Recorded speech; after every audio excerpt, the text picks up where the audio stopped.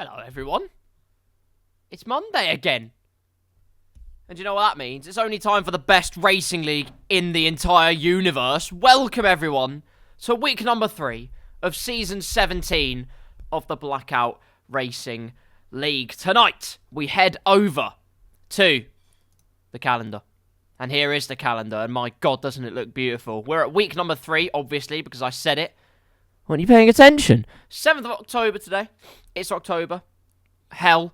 But we first go to Spa, where it's all about the sibilances today. We go for a sensational and saucy sprint around Spa before sidewinding our way through the main event. And then we go from there and head over to the splendid Silverstone complex in order for all of the other goings on. Should be an entertaining one. Actually, I think it will be an entertaining one. Speaking of entertaining ones, if you didn't witness the majesty and beauty that was last week's Blackout Racing League stream, I highly recommend that you do go and watch it, because it was simply the best week of racing I possibly have ever done. And I've done many, many weeks of Blackout Racing, but some just did not capture some of the fairy tales and some of the wondrous scripts that only Blackout can. But tonight, someone writes their own fate, forges their fortune and fairy tale. Who will it be today? That is the question, and soon we will have the answers. Back to the standby screen, and... oh, look at this man. He's beautiful, isn't he? Actually, you can't say that because... well, I have a husband. But, aside from that, this wonderful thing was made by my darling husband, Mr. Magico. He made it, and I adore him for it. And everything else about our relationship, of course. Don't try and twist it, people.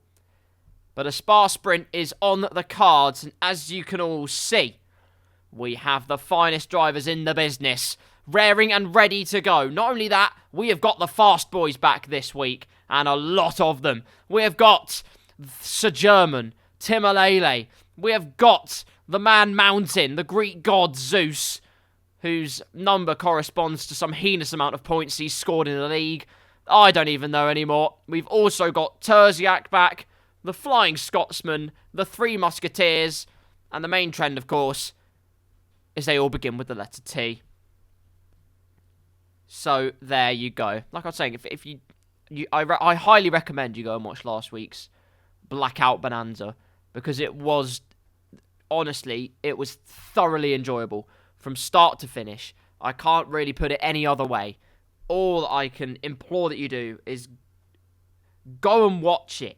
Go and watch last week's stream. It's still on my Twitch for at least another however long, like a couple of hours probably. But it will be on my YouTube as well. I'm actually going to upload them. I've been hugely procrastinating from it, but I am actually going to do it. So, just believe me, people, and it will be fine. I've got 2 people. Hello. It's double trouble in the KarlsCars stream. It's not even KarlsCars, this channel. It's just Karl Poranic. I've dropped my phone. That's not good. We are almost ready to go. We've got 15 people awaiting the start of the lobby. I've got to say also, Buck 20's back. So that's pretty cool. Buck 20 back in business. Hosting proceedings. In fact, we have 16 people. Good grief. We've also got Mr. Stark in the Scuderia Ferrari sauce. I'll let you figure that one out. My fellow Coldplay man. I sincerely hope he wins today as a result, because they released a new album recently. Last week, it was Milo, and it was J-Lane, the race winners from last week. J-Lane, in particular, put in a dominant performance up until a safety car in Bahrain, but judged the wet conditions to perfection in Bahrain. I know, we took that very literally. Listen, we don't mess around in this league. But he judged it to perfection, came into the pit lane, was 15 seconds in front. And then a safety car happened. Then his lead was eroded. He defended like a lion from Milo. It was great racing between the two of them. Milo piling on the pressure the entire time. And J-Lane soaked it up like a sumptuous sponge. When all was said and done, the V-Carb man crossed the line in first. It's absolutely unbelievable. No sprint now if you don't know. Never mind, there isn't a sprint. Forget what I'm saying. It is a reverse 50% race. So it will be reverse grid, but only a 50% race. The weather is an unknown. The grid is, well, actually, it's actually pretty known. It's just a championship order in reverse. Good evening, Pathyman. How are you doing, man? Hope you're doing well. It's great to be here. It's great to be here and commentating on the show that everyone should love, and they should. If you don't, I am watching you. We have a few seconds to go before we get underway with the Blackout Racing League. Doing great, thanks. What about? I'm doing pretty well, thank you. I'm doing pretty well. Rather exhausted. It's been quite a long day in some regards, but that will not stop me. I'm going to run rampant. It should be great fun. But here we are, ladies and gentlemen. It's Blackout time. Reverse grid for the first race of the day. I have no idea what that means in terms of who's starting where. Maybe even a Kick Sauber starting near the front. That could be quite interesting, couldn't it? And then it's up to the likes of Timalele, Terziak, Thanasi, Milo, maybe even J-Lane to fight their way through the field. To try and cut through it like cake. That is their hope, at least. But catching up is one thing. And as they always say, passing is certainly another. Look at the view there of Radion. The little decompression bit, or the compression, should I say, is Eau Rouge. And then you get decompressed on the way up through Radion. There it is. Because a few years ago, no one let us have any fun. So now we've got to be very sincere with how it looks. Look at that. There are cars on the grid. It's time to get racing straight away. No qualifying. Throw that nonsense in the skip. We aren't doing that here. We just go balls to the wall. Pure grit. Only racing. And who will be the best in Belgium? Again, another question that is pursed on the lips of many. That will be answered all in good time. I believe that looks like a Mercedes at the front. It's my husband on pole. Go on, Magico. Do what you need to do. He got a podium in the first week of Blackout. In fact, in the first race of this season of Blackout, he could go for even bigger of a fairy tale here today. But you never know. There's a V-Carb in third, McLaren in fifth. I assume that's Buck 20 as he missed last week's racing. Can't tell who that is in the middle. Could be any car. Probably an Alpine. We're getting straight on the way in Spa. It's 5 red lights. Lights out and away we go. It's actually Timalele and Terziak up at the front. No idea why that's happened, but anyway, Terziak's got a terrible start in comparison. Timalele's flown off into the distance, I say that. Terziak's ran rings around the kick Sauber of Slam, gone round the outside, uses the superior momentum. And now we're looking further down, Buck 20, getting racy on his return, up into 5th place. Stark up the hill, up into 8th, past Pathiman, as they all make their way through Eau Rouge safely. I thought that was a Red Bull, going very, very sideways, as Milo and Thanasi go into combat. Down the Camel straight they go. There's confettis of carbon fibre splaying up everywhere. Slam versus Buck 20. Eventually ends with a kick. Sauber! No Magico's round! Magico's round at the Lacombe chicane. It's disaster. At the first time of asking. Meanwhile, Thanasi's on the move. He's up to P10. Round the outside of Pathiman through the right-hander. It could have been the inside. The camera angle didn't do me any favours. But through goes the Williams driver. And now it's a test to charge after the V-Carb of J-Lane and down the inside. What momentum through Pooh on that was. He's going to have the outside line for the right-hander and sweeps round as the Williams driver. J-Lane tries to hold it as much as possible, but resistance is futile against this man. Up into 9th place goes Thanasi. Timalele already with a 1.5 second gap. Albeit on those hard tyres, on the soft tyres, it's Terziak who's on the soft, or hards. I can't even say who's on what tyre. Milo's up to P11 meanwhile, and possibly could go for a move on J-Lane, running the Bahrain battles back, and he gets absolutely blue balled there. He gets absolutely blue balled by Thanasi, and J-Lane has gone round Thanasi. Well, that's very interesting. Round the outside of his teammate, J-Lane tries to go. The V-Car boys going into combat. J-Lane round the outside. That's a lovely little move there for 8th position on the road. Meanwhile, it's a sad time. It's a sad time. Magico's race started in delight, and now it exudes depression. But he does get that pit stop onto the fresh medium tyres. A new nose change. Meanwhile, Tyrrell's on the move. Hardly spoken about him, but now I can. Trying to go down the inside of the Ferrari of Stark. Stark goes wide, though, through the first part of the chicane. And, well, you can't exactly say, did he cut the corner? He did. It is clear as concrete to me. And you might think concrete's not clear, but where I come from, concrete is very transparent. Big Sam's gone through on Pathiman as he's gone wide at the right-hander, which is supposedly called Sticky Icks, but he doesn't like it being called that. I think it might be the left-hander, actually. Doesn't really matter. The point is that we're not calling it that, and now he has to deal with a few charging bulls. Jamie Tarquin's here. He said he was done with racing for some time, but now instead, he's going to try and go around the outside, or was for a moment. Pathiman got such a snap of oversteer.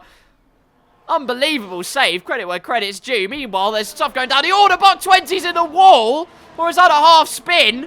If I could get onto him, that would be lovely. No front wing damage, at least. So on he goes. But that spells massive disaster as Stark and J-Lane go into combat towards the bus stop chicane and slamming on the anchors will be the Ferrari. J-Lane only slightly later, but it's not enough to think about threatening the position ahead. Timalele out in front, then it's a half spin for a V-carb. Vulcan's gone half round, and it's allowed Buck 20 to spare his own blushes for at least a brief moment. Then now side by side into La Source. Down the inside goes Buck 20. It's all action in his first laps. Big spin, Vulcan's out. He makes contact with the Alpine, and the front left sheared clean off. And it's already a virtual safety car in this race. I'd love a track map so I can actually see what I'm doing.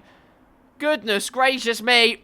Well, a tank slapper out of turn number 1 has cost Vulcan tremendously. Magico says, J-Lane killed me great. You got blood on your hands, sunshine. That's my betrothed. I will have answers. Virtual safety car on lap number 3. We can have a little bit of a recline, at least for a brief period of time. But it's Timalele who's in P1, Terziak's second. The Kick Sauber boys are looking very feisty, though, in 3rd and 4th. Tyrrell's up to 5th, ahead of Stark in 6th. J-Lane in 7th, although possibly being charged with second-degree murder. Thanassi in 8th. Milo in 9th. The McLaren boys in 9th and 10th. The Papaya Pros, which is a bit of a papaya pondering, because really, being called the Papaya Pros, they should be closest to the front. But it is early days in this race. Big Swimmer in 11th place, in the bone-dry conditions. That must cause a friction burn. Pathiman P12, the Red Bulls 13th and 14th. Virtual safety car ends. No penalties here. Away we go. And I believe it's only a oh no, it's a 10-second time penalty for Jamie Tarquin. Oh, sorry. Anyway, back to the racing. 3.5 seconds the gap. Maximus has got the jump on Terziak at the restart. What a phenomenal phenomenal proceedings there from the Kick Sauber man. The green machine beating a slightly less greener machine, or at least a less vibrant one, as Thanassi gets past J-Lane for at least the 16th time in this race. But through he goes into P7. Next target up the road is the Ferrari man. And we'll see what transpires from there. Battling side by side into Eau Rouge. Round the outside goes the Alpine car. Sweeping through into P4 goes the Alpine car. It's phenomenal from Pure Tyrrell. And the momentum, it's cost slammed so much through the Italian stallion prances and gallops through. Stark into P5. Big Swimmers up into P10. Past Buck 20. It's all kicked off after the restart, and you can best believe it's going to continue that way. Terziak made his way through, back into P2, by the way. I assume with a dose of Slipstream and ERS down the Kemmel Straight,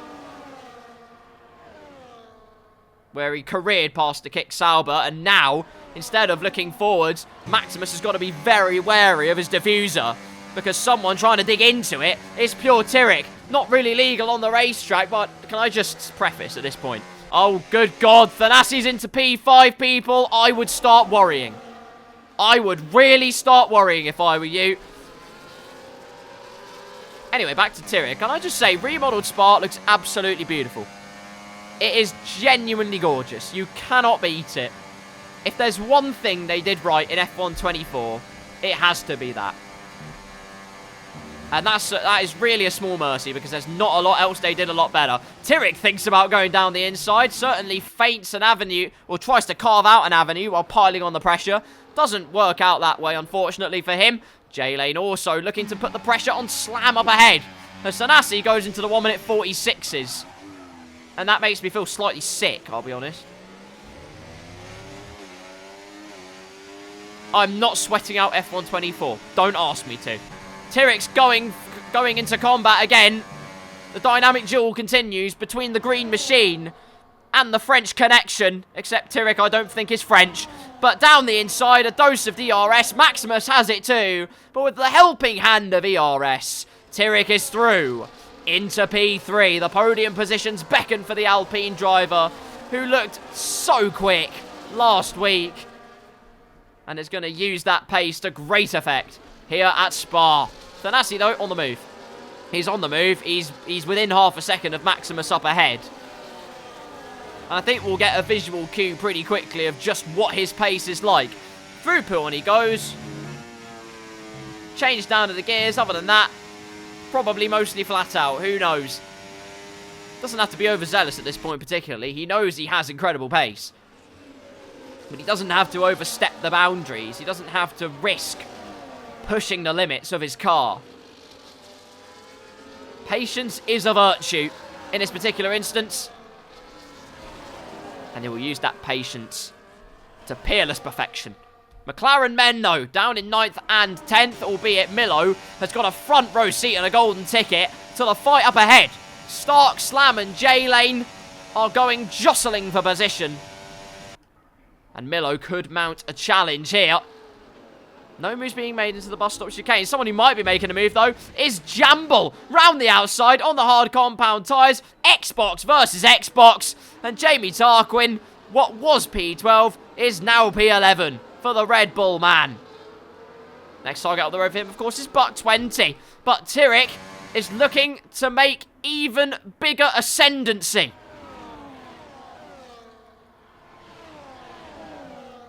His rampant rise up the ranks cannot be understated.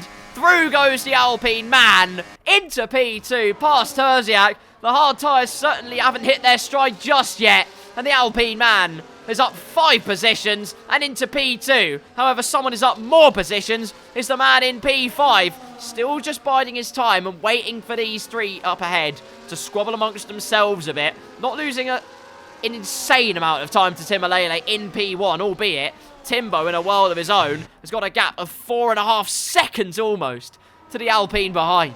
It's a monstrous gap he's developed at this stage. Fantastic driving from Timalele. Maximus, though, back to where he started in P4. He's the only person that hasn't really moved other than Timalele.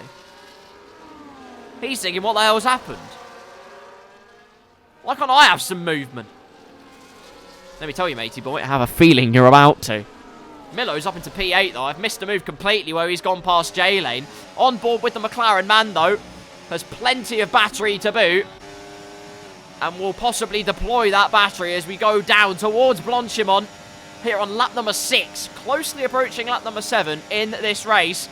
And now used a bit of battery in the slipstream. My bad. To the outside of the bus stop. That's a bonkers braking point. Holds it alongside Slam, who decides, I am not doing that battle anymore. I'm chickening.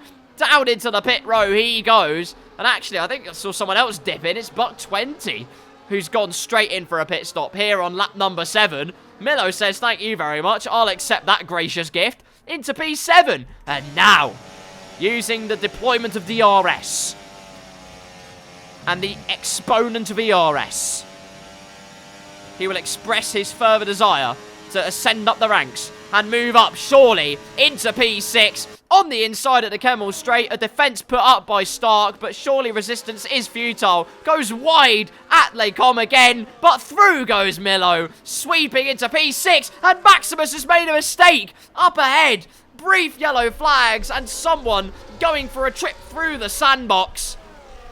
Probably not the best use of your time, my friend. You've got to get a move on because Milo in the McLaren is mauling the competition and is set to possibly claim your P5 if you're not careful.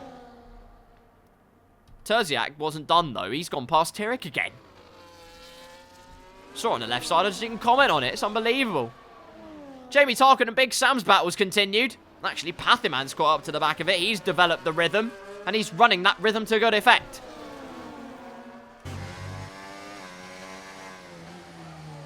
Just watching the 2 up ahead, anticipating any brief mistakes they might make. Someone else who's going for moves, though, is J-Lane. The V-card man slipstreaming towards Blanchimont. We saw Milo go for a move into bus stop last lap. Can J-Lane repeat the feat here on this lap? If he is listening, no, he's probably not, because he hasn't gone for the move. But you know what? It's fair enough. Maximus into the pits, though. That makes the 3rd person in this race to put over the Magic, obviously, but that's just really unfortunate. But into the pits comes Maximus to come off those soft tyres, which are probably completely and utterly goosed, onto a fresh set of hard compound tyres he goes for what can only be described as the overlord of undercuts. which in itself is a bit of a juxtaposition, but we'll ignore that. There's his teammate Slam. Out of the pits comes Maximus, and he's out onto the road, despite that little, well, bulldozing through the sandbox. He still remains ahead of his teammate in P12 at the moment. Battles, though, between Jamble, between Samuel, and between Pathiman. That really is the French connection, and he still hasn't moved up from P10. J-Lane and Stark's battle will certainly be an entertaining contest, but it hasn't resulted in a change of position at the moment.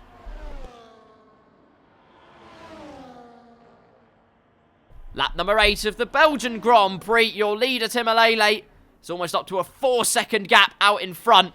Tirik is in second, Terziak in third. The returning Thanasi in fourth has decided now's the time to put on the burners. And Gazump, the Aston Martin car ahead of him. Milo in P5 in a land of his own.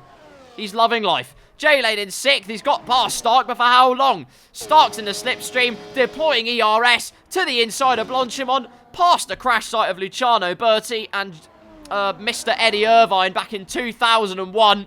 But through he easily goes. No disappearing under the barrier, which is good news.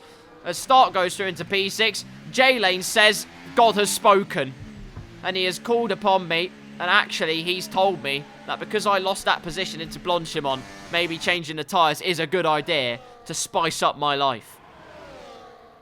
And I don't really know what the Spice Girls are going to do in the context of his race, but that's a conversation for another day. Out of the pit lane he goes, and he's run over his mechanic. Luckily for him, his mechanic's legs are made of tungsten, so he didn't feel anything. In fact, he phased through his mechanic. His mechanics are aliens. Unbelievable, honestly. Pathaman was in as well, by the way. He's onto the hard compound tyres. Terziak's got past Tirik then. Athanasi's happy to wait behind. As these two have about half battery, he's got loads of battery to play with on his Williams car. Jamble Tarquin and Big Sam's battle ruthlessly rages on. And yet still it's Big Sam for the moment ahead of Jamie Tarquin. Both of them also with penalties. So, you know, who says Xbox boys aren't cute? They literally have solidarity in the amount of penalties they have. And I applaud them for that. Bit wide through Puon for Big Sam. Don't want to do that too much with a hungry shark of Jamie Tarquin behind you. Could go around the outside if he wanted to, but gets caught up on the curb and the grass. And it sucks him into another realm. And that realm is depression. Because he's lost a lot of time to the car ahead. Although not too much, so spare his blushes a little bit. Timalele onto lap number 10. Gap remains at about 4 seconds. With the cars behind him piggybacking off each other's DRS. Tirik is into the pit lane. One of the first of the big leading group to make the move onto new tyres. My brain's going at 1 mile an hour. I'm so sorry. Speaking of Tirik, that's about the speed he's doing now as he heads into his pit box. What's it going to be? It's going to be a fresh set of medium boots, ladies and gentlemen. Oh, hello.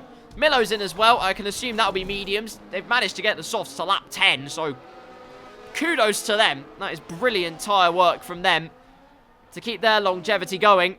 And that has freed Thanasi, and he's actually used a truck ton of battery to get onto Terziak and use the DRS to good effect. Someone's had a big problem. It looks like Maximus got on the grass and then into the barrier. Buck 20 does well to avoid him. A reset onto the inside of the track.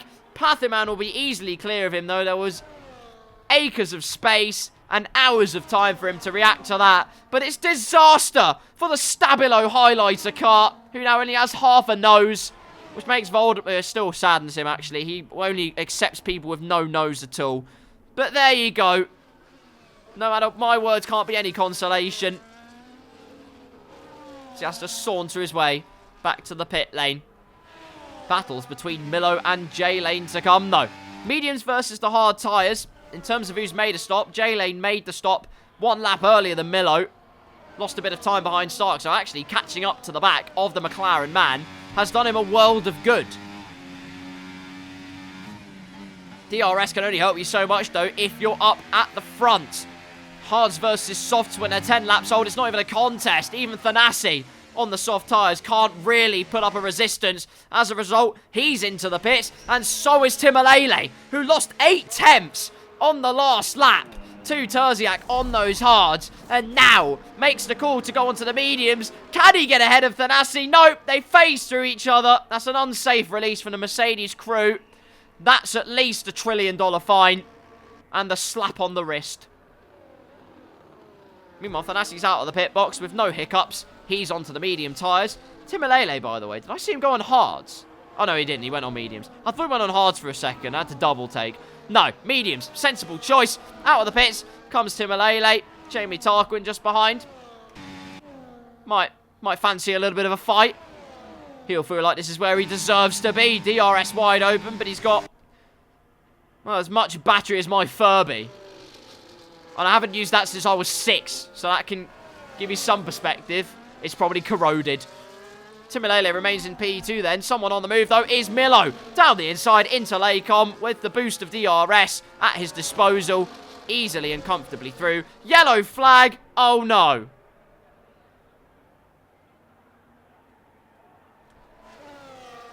Tyrrell's into P3, meanwhile, because someone else has had a problem. Jamie Tarquin has been for a bit of pirouetting.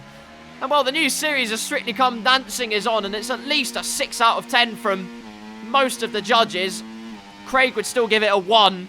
But trying to use the Fernando Alonso steering technique, even on this game, and even with half a nose, there's only so much you can do. And he's keeping well out of the way of the cars behind, not trying to disrupt their race. But he might disrupt Pathiman and Big Sam's little squabble. As through into the chicane they go. Pathiman went down the inside of Big Sam. Through he goes. Jamie Tarquin well out of the way. And the Alpine and the Aston Martin get on with their day. And now it's time to see what the dynamic of this race is going to look like. Terziak stays out for one more lap then. On his hard compound tyres as Tyrrell sets the fastest lap of the Grand Prix. The first driver into the 1 minute 45, so 1:45.9 for the Alpine Maestro. As he sets his sights, in theory, on the Mercedes man ahead. Just by using the undercut, basically caught up 1.5 seconds. Mightily impressive. Also had the helping hand of some DRS, possibly. No, he didn't. He did not. I don't know why I said that. Jamie Tarquin was right behind Timalele. No DRS at all. The undercut's just that powerful. But now he has slightly older tyres, but has got to use that pace to good effect. We'll see what Thanasi's pace is like. We'll see what Timalele's pace is looking like. And we'll see what Terziak has in his back pocket when he eventually pulls the pit lane trigger. Milo, Slam and J-Lane. No, it's 3 abreast. And Milo's got a 3-second time penalty for track limits. It's a disaster.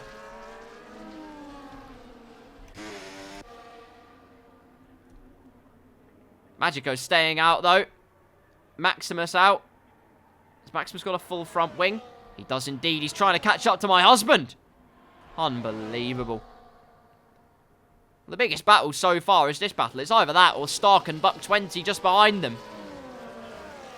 J-Lane pretty close to Slam at the moment. The man, of course, that won the previous race at the Bahrain Grand Prix in a dominant and commanding display as Terziak pulls the pit lane trigger. Now it's time, he says, to get off these waning corpses of Pirelli tyres and to get some right resuscitation into them. On some medium compound tyres he goes. Another fastest lap of the Grand Prix as Thanasi have missed it completely, has got a time penalty for track limits. And actually hasn't been really catching up to Tyrrell ahead. He did initially. He must have made a mistake somewhere. That's my only justification for it. But Terziak, well, the undercuts always can kill at the best of times. And Terziak will be feeling the pain and plummet of that particular endeavour. Down into P4 he goes, although on slightly fresher tyres and with some good pace potentially in his locker. Dirkleton in 5th, I believe, is yet to make a pit stop. He's probably praying for a safety car. Milo, though, is going to exacerbate that issue. Easily through with DRS, ERS, and all other complements ending in RS. Through into P5 he goes.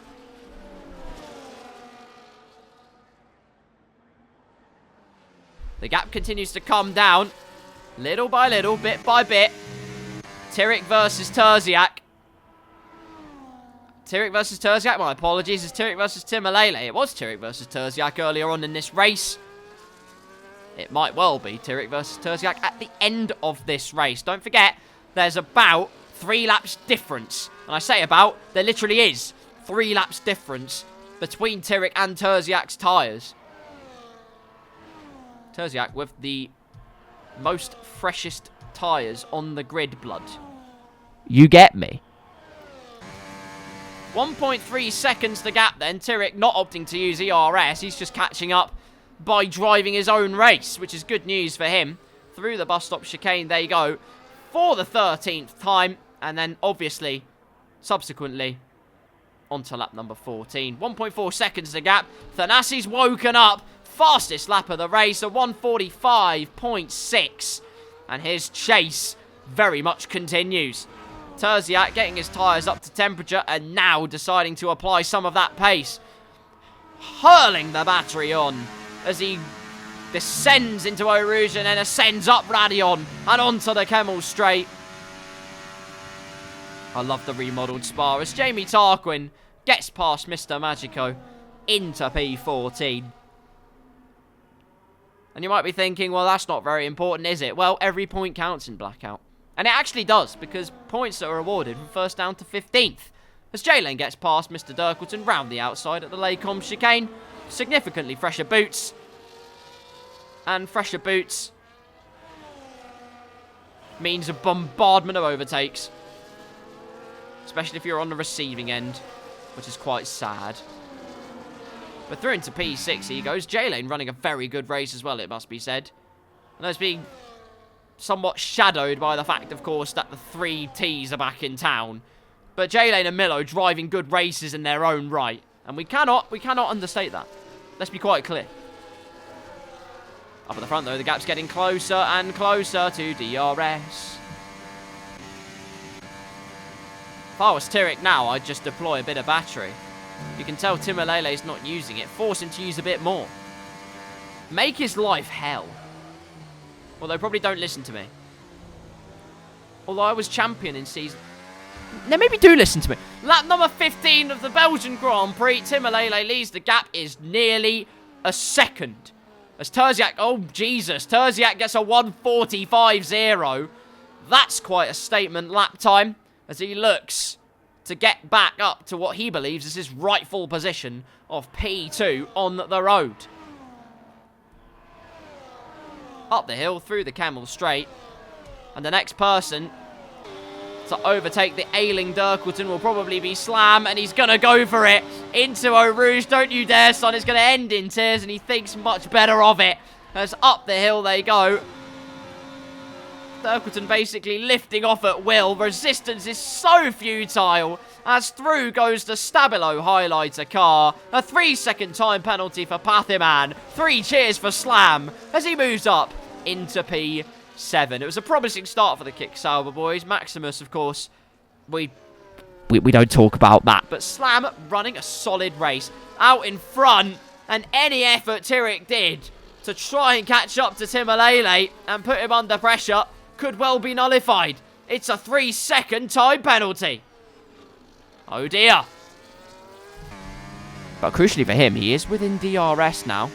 Just watching what Timalele's doing. Tyrrell, use your battery. Good job. Well done, mate. Look at this engineering skill.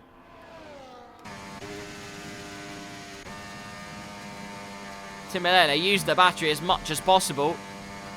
Tyrrell trying to turn up the wick before the bus stop chicane as Jamie Tarkin gets another 3-second time penalty. Through they go. The gap remains, mercifully for the Mercedes man, just outside of a second. And why did its nose look like it was eating itself there? Terziak, one of the only front few without penalties, and actually catching pretty consistently and quickly up to Thanassi up ahead. If he just keeps that up, he'll easily get a P3, but potentially a P2 could be on the cards if he uses his pace properly. We all know Terziak can. I've been there. I was in a championship fight with him a couple of seasons ago. He knows how to be a speedy boy. And can be ruthlessly consistent. Don't ever count him out. Speaking of not counting anyone out, never count out Ferrari. Through gallops Mr. Stark in his Italian Stallion. And the Red Devil is into P7. Tyrrell has got that gap under a second once again and just has to keep it there. It's at least what he's hoping for. He's taken so much speed through Buon. Confidence by the bucketful for the Alpine driver. It's PlayStation versus PC. It's the battle of console warfare. Xbox in P3, PlayStation in P2, and PC in P1. Which is possibly the public opinion of many. However, as a championship winner on Xbox, I wholeheartedly disagree. Tyrrell, there's no denying it, he's definitely within a second. I don't think it could be any more clear-cut than that. The evidence is in front of your very eyes and visualised in front of you soon will be, with not this camera angle, but indeed Timalele's... Oh, Zeus has spun it! Thanasi spins out of the bus stop chicane. A rare mistake from one of Blackout's finest. Even Thanasi is human, people. A rare mistake out of the bus stop chicane has cost him so dearly. And Terziak, that opens it up for him even more possibly. On those fresher tyres, he can use them to good effect as the two ahead of him can start battling. What a turn of events.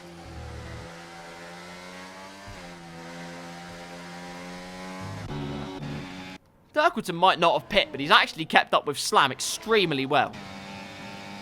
This is quite unbelievable, and using every last ounce of electrical oomph to try and get through, feints to the inside to pile on the pressure, throw Slam off kilter. It has not worked.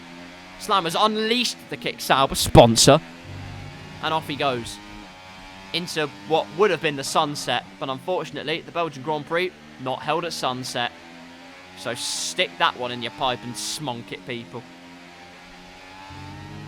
Lap number 17, and Timalele's got the gap outside of a second again. Don't really know how that's happened, but it means Terziak has caught up on this lap at least by about a second. And that is good news for him.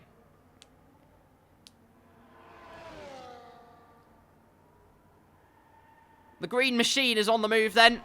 The blue beast tried his best, and it looks, well, he must have some kind of a huge problem, because what was a gap of 1.4 seconds is now up to 2 seconds, and Buck 20's now got a problem. What's he done? Has he had more problems out of that right-hander? And now run it back, it's Buck 20 and Big Sam going into combat. Unbelievable. Maximus is gone. Maximus is very much gone. Jamie Tarquin's gone for a trip through the grass. Lawn mowing is not advisable. And Terziak is extremely close to inheriting P2 on the road. So even after a week out... Oh, never mind. He's within us. He's within 3 seconds. Well, there you go. Even with a week out, if your name begins with a T, you're in the money. What do the rest of us do? 4.5 tours to go then of the Belgian Grand Prix. If you're this man, Timalele, the gap is 2.5 seconds between him and Tyrrell, who just seemed to be thrown a bit off rhythm in recent laps. Not entirely sure why, but just doesn't have any pace in him for some reason. It means it's allowed Terziak back into the fight. Thanasi in P4, Milo in P5, Stark is 6th, Slam is 7th. Oh no! Oh, J-Lane's had an absolute hooner. What has happened there? What was such a solid race for the V-Carb man has spiraled down into depression. It really is depression sensations for a lot of people, this race. And I do feel sorry for them. Back to the racing action, though. And Dirkleton is still keeping up with Slam.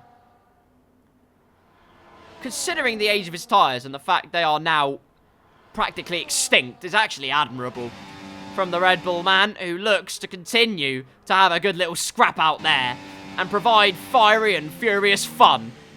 Waits before the bus stop chicane. Does he pull into the pits? He finally pulls the trigger. Finally, it is done on lap number 19. Into the pits comes our final contestant, Mr. Dirkleton. To make a mandatory change, it's going to be the soft tyres, and possibly going for glory for the fastest lap. And that would be very interesting. Terziak, by the way, is 1.1 seconds behind Tyrrell. Terziak is absolutely flying out there, ladies and gentlemen.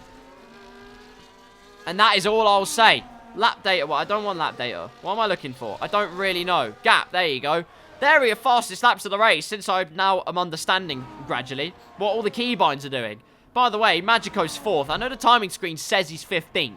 But you can see, just at the back of your camera shot, there he is. He's actually in 4th place. It's just a glitch on the on the left-hand side, should I say. He's catching up to Terziak at a rapid rate of knots. The Flying Scotsman should be scared. Anyway, those are the fastest laps. Terziak is a mile ahead of anyone else in fastest lap town. But Dirkleton is looking to barge the door down and ruffle the feathers of the competition on that front. Maximus is out of this Grand Prix. What on earth's happened there? I can't even look at what's happened. When he's retired after Radion and just before the Kemmel Straight, so that is the end. That is day done for the Kicksauber driver. No idea what's happened, but we've got a spicy one on our hands. Currently in P3, Aston Martin man Terziak, on those fresher tyres, has got less battery to play with, but crucially, will have the DRS, will have ERS to play with.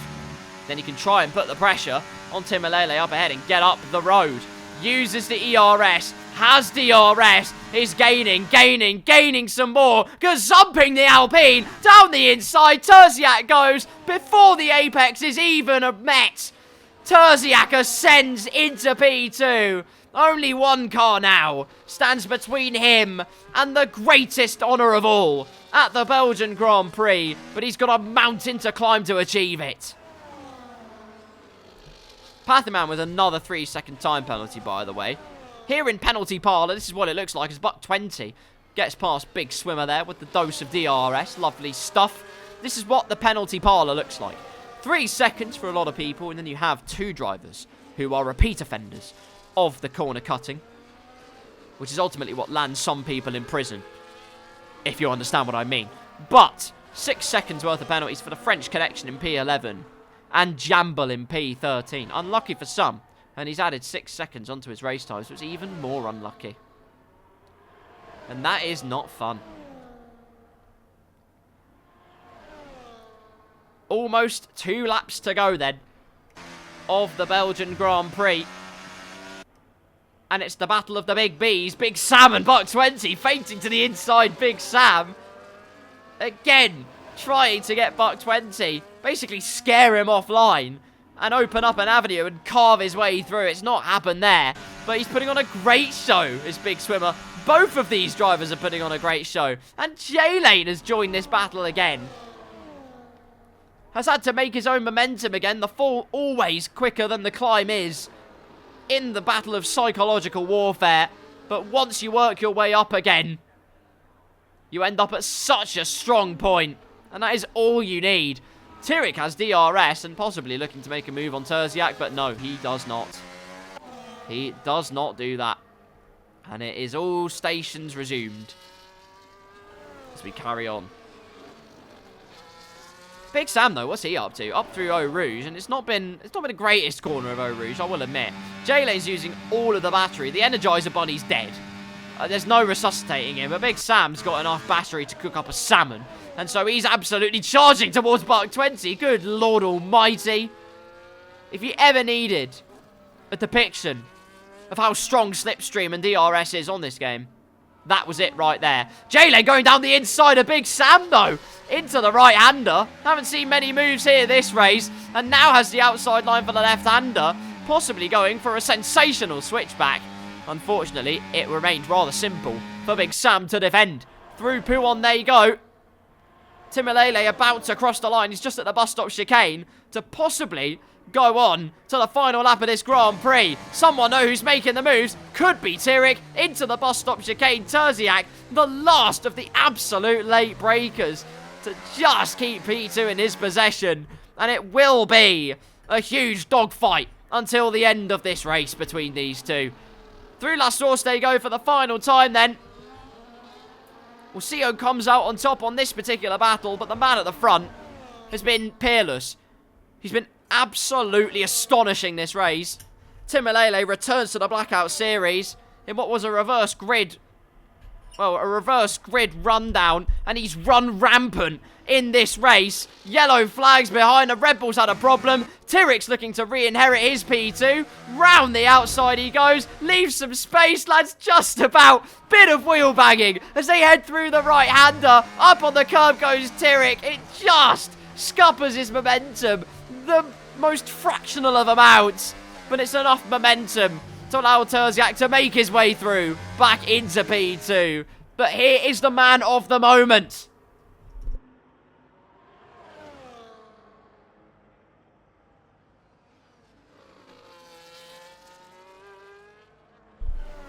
Had a week off, you always think, will the rust remain when they return? Ultimately, the people that are finishing, particularly in P2, but most especially in P1, have proved all of my thoughts and my queries incorrect.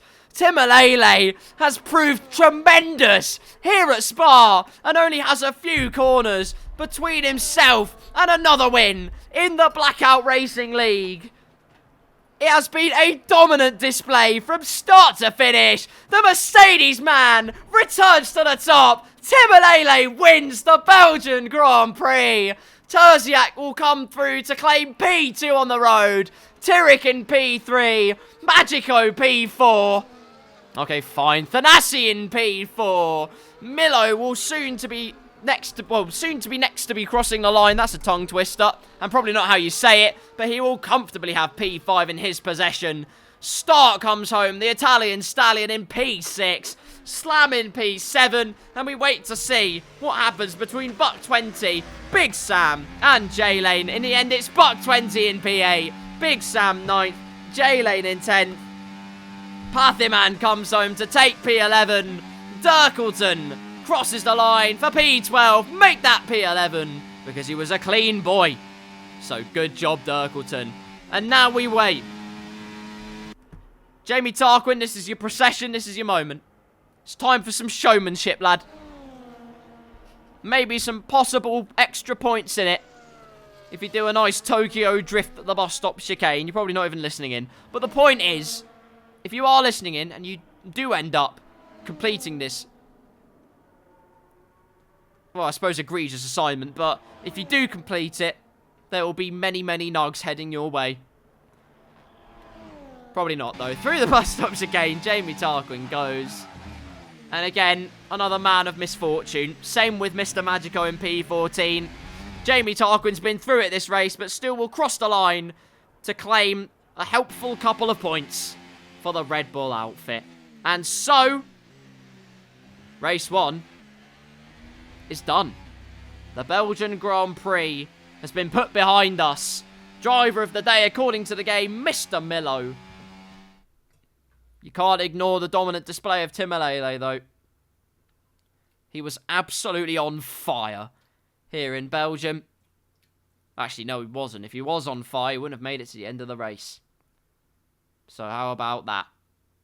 But we're waiting for the best celebrations. The celebrations that matter. Magico says, thanks, J-Lane. I'm sure there'll be a clip. I am looking forward to watching it. But soon, there it is. The podium arrives. And there were women on the podium in Saudi Arabia. There was no uproar there, and there certainly won't be here. Timalele expressing himself, not only with his driving, but also standing with all genders and all walks of life.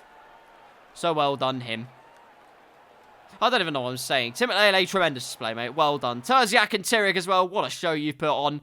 I mean, that makes basically 4 drivers now that begin with T. You can't escape them. Terziak, Timalele, Tyrik, and Thanasi. What do we all do? What do we actually all do? Anyway, Belgian Grand Prix is done and dusted. We are back to a standby screen. Look at this. It's quite unbelievable, isn't it?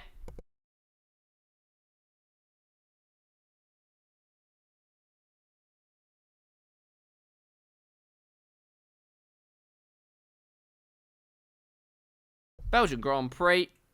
And, well, normal service is resumed. Timalele takes top honours. Terziak in P2. Thanasi possibly could have taken P3, but it did not happen. A rare mistake. A rare mistake from Thanasi. Which I can't really believe. Oh! Look at this. Cheap viewers on, and he's used some symbols on the O and the N. The O looks like it's got a Wi-Fi bar coming out of it. It says vavadatopwin.xyz.nu0i. Yeah, I agree, Patherman. It does seem legit. I also would trust anyone with the name Towering Arson. I think that's the only appropriate thing to do, given the circumstances. So, guys, see you when I have 1,500 viewers in the stream, in the blink of an eye. Because that is what's going to happen. Right. Here's what we are going to do. We're going to find out.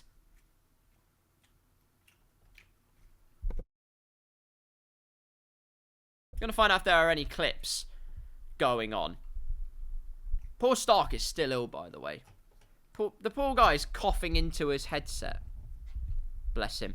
Anyway, 9 PM start for Silverstone.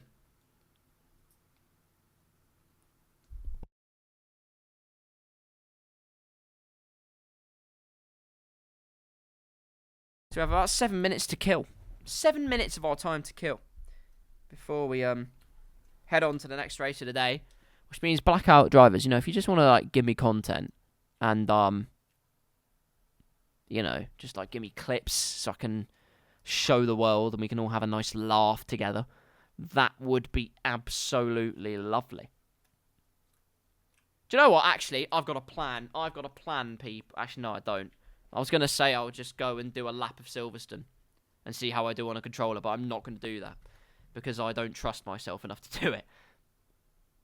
26 laps of Great Britain. We will have a qualifying, though, quite crucially, which will be great fun. I have no doubt about it. It will be great fun. British Grand Prix, of course. Many historic winners at the British Grand Prix.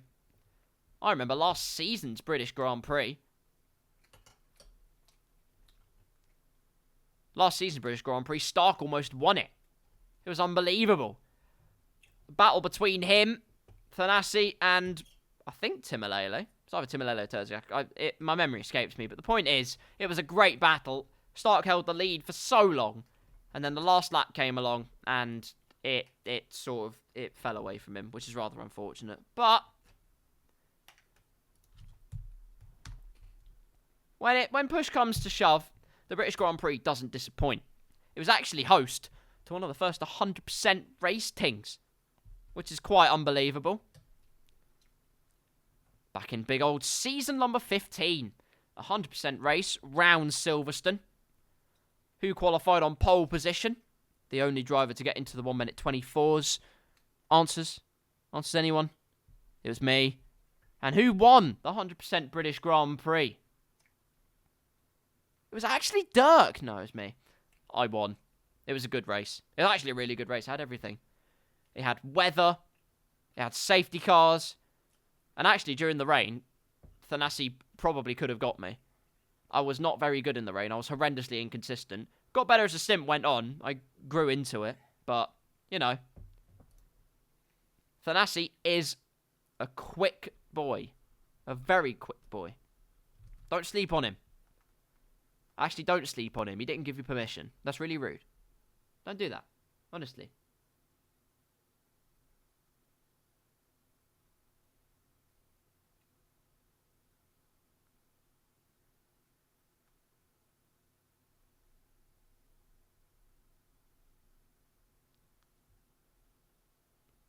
Four minutes to go to the British Grand Prix. I don't really know what to do.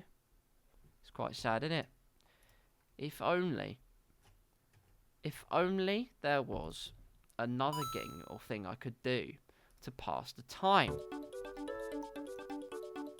Like some gambling. Ladies and gentlemen, welcome to the Mario gambling time. This is what we do when I have run out of ideas completely. Right, we're going to go one player. White, sharp. Don't care about that. Right, we're going over to the table.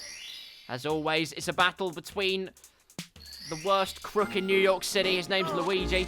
We have 4 minutes to kill, and it's time to make some bank. That's not a great hand, I will admit. Let's get rid of those 3. Hopefully get ourselves a new Ouija. That's not what I was asking for. Oh, you massive prick. Great. That's not a great start, I will admit. But anyway, maybe I should have bought the viewers off Towering Arson. It would be less... I'd lose less money than I would on this game. Right, 3 stars. That's a good start. Let's get rid of the... That's not what I was looking for, but I think I've still won. I have still won. Look at that. I've got a 47 kind of winning streak. Look at that. It's Toad carrying a glass. Sorry, slip of the tongue. Right. Clouds, here we go. Look at that. Nah, don't report this as gambling. This is innocent gambling. They put this in a Peggy 3 game, by the way, can I just say. They encourage people to gamble a smart, albeit very snide, Italian plumber. And I think we need to... We don't talk about this enough. That Nintendo did do this. Back in 2000 and whatever. I won. Oh, nice. I wasn't even paying attention that time. They did this. They are not innocent. Nintendo have blood on their hands. Let's be quite clear about that.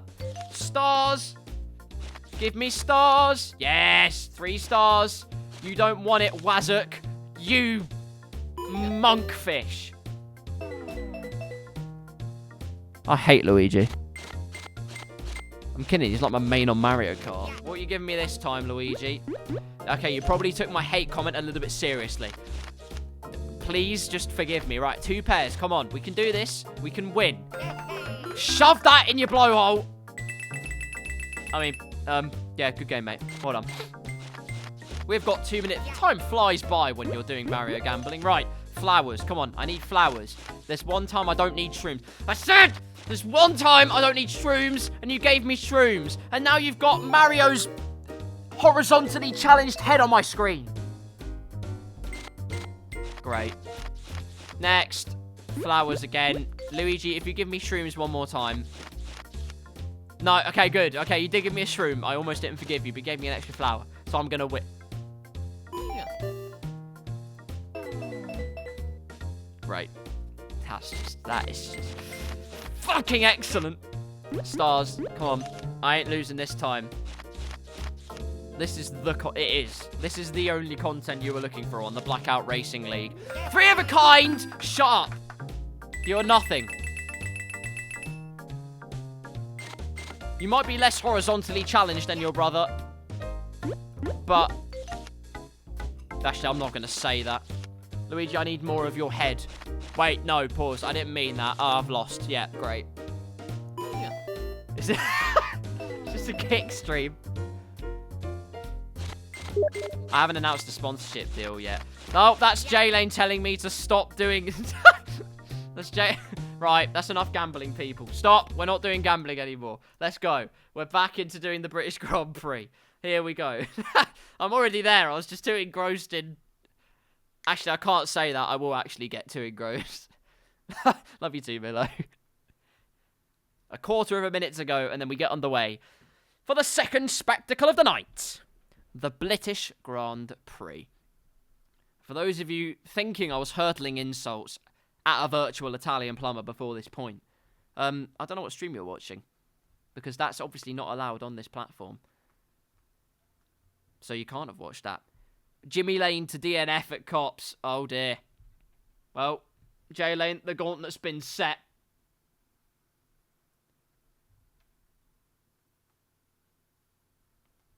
It could be a rather unfortunate scenario for the wondrous Williams man.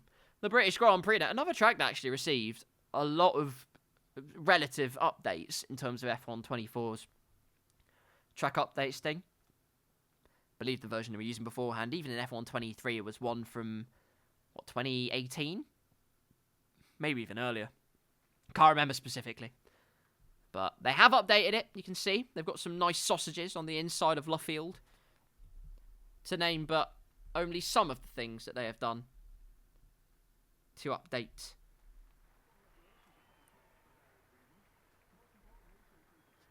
But ladies and gentlemen, Qualifying is underway. We actually have a qualifying session. I said we didn't do it earlier, but we absolutely do. 18 minutes to decide who will be top of the F1 qualifying pyramid. Only time will tell. And who's going to be first out onto the track? I believe it's going to be Big Swimmer. And would you believe it? It absolutely is. The first person to go hunting around the British Grand Prix track. Home to the very first Formula 1 race ever, or official championship F1 race, in 1950. A much more simplified layout back then, but has been a mainstay ever since. Riding on board with Big Sam, we can see some of these updates that they've done in F1 24, albeit with a back end as loose as... again, that's another sentence I can't finish, but down the Wellington Straight we go. Actually, it's weird, because on the outside there are egregious bumps that slow you down. So you actually have to go to the middle of the track in order to not lose time before the corner. You have to sweep to the right once you get to the end of the straight. Really weird, absolutely hate it. Reprofiling, you can see it there as we head up towards Cops. Hugging the curb, full throttle through there would be no problem whatsoever.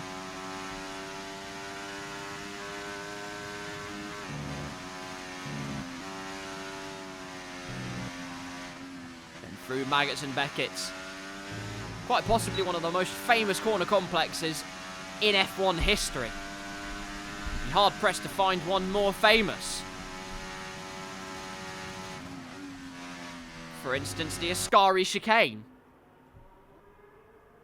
That's probably pretty famous as well. But like, it's a sequence of corners. A lot of them don't come close. Big Swimmer then, we're going to ride on board with the Aston Martin Ace for the first qualifying lap of the British Grand Prix. Towards turn number 1, then get as close to the curve as possible or completely miss it, but perhaps that gives you more momentum. How should I know? Haven't driven Silverstone on this game yet. Try and hit the apexes on both of these corners, get a late apex here to straighten up the car earlier, slam on the power, and then foot to the floor as we head down the Wellington Straight. I want to stay to the middle of the track on this game because the bumps wreck your word. And then through into Brooklands and Luffield. Late apex, and then hug the apex on Luffield. Reduce, minimise the distance as much as possible. All of the exit you can. Hug the inside curb. Towards Cops we go. Remain on the outside, and then it's full throttle. Turn in earlier than you think. Let the car rotate round. Stay within track limits, and now it's that famous corner complex. Maggots and Beckett's.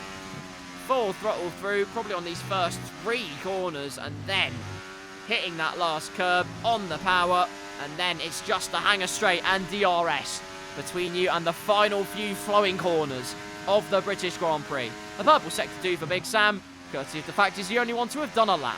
6th gear through the right-hander, fighting to keep the car pointing in the right direction. Darting in through the left and then to the right. On the power as early as you can. Bit of a curb on the outside and across the line. It's a 1 minute 28.3. But now we have many hungry customers behind. One of which the Dutch destroyer, Dirkleton. Across the line he goes. What's his lap time going to be? Not far off Big Sam. Alpine across the line. Tyrrell with a 1:27.1. Holy moly. That is pretty quick. Patherman across the line, currently last of the people to have set a time, but not far off the competition. Looks like Vulcan next across the line. No invalidations here. Through he goes, and it's a 1:32. That is not meeting the 107% time. Or actually, maybe it is. I don't know. A kit car going slowly there. It's actually Maximus saving some battery. Invalidated his first lap. But he's going to go for another bite of the Silverstone cherry. And away he goes for his next flying lap of the day.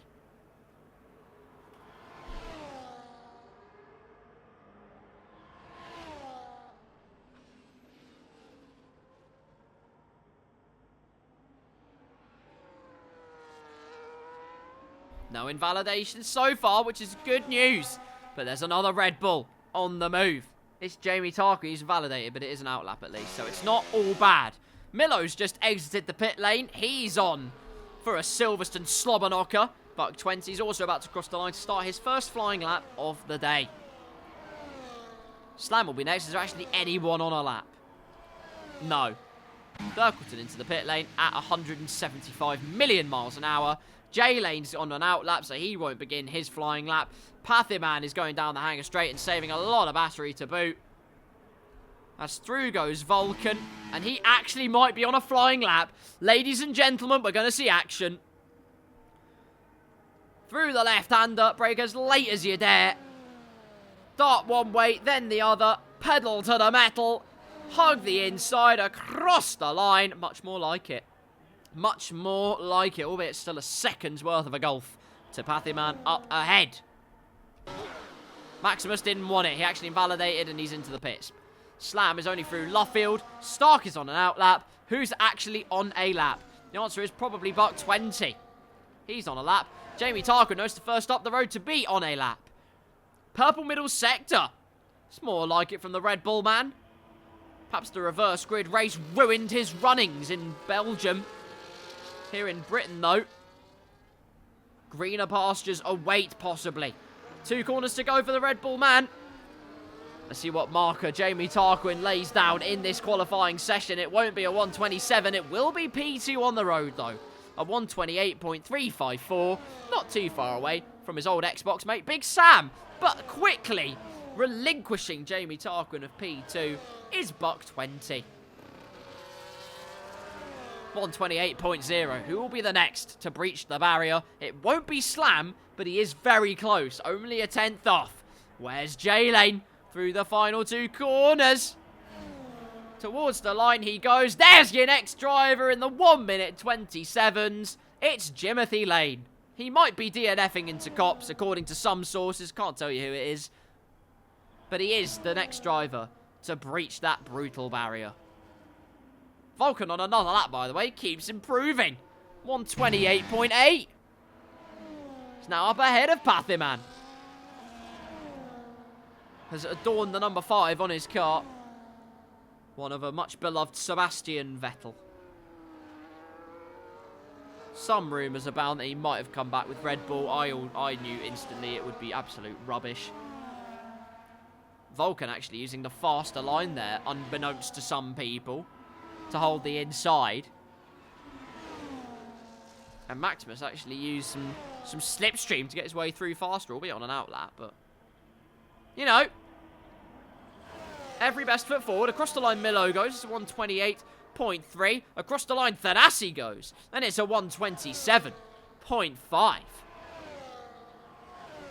Start, by the way, did a great lap as well. I completely forgot to mention that. 1:27.6.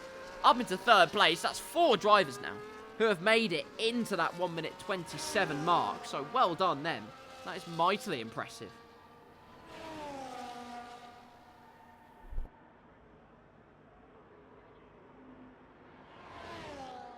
The hard graft continues then. Who else is on a lap? Well, a V-Carb's going across the line again. J-Lane's going for another lap. That's pretty cool. Through turn 1, he goes. And who's got a yellow flag now? What's going on? Can't be doing this all day. Goodness me.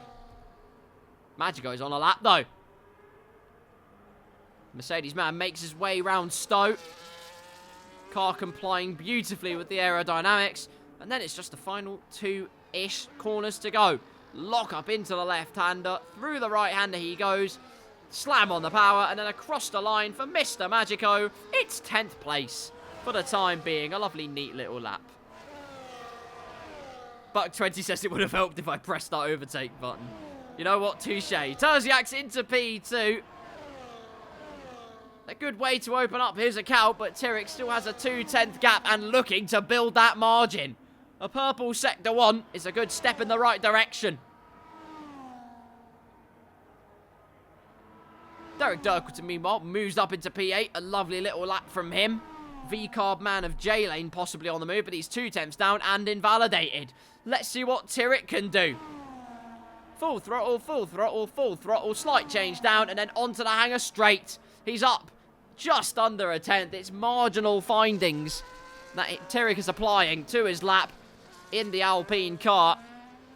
A handful of corners to go, and we'll see what kind of an improvement and an impression the first of the Alpine cars can make. Pathyman ahead of him, possibly giving him a decent toe to boot. Across the line he goes, up into P6. Tyrrell across the line, it's a 127.051.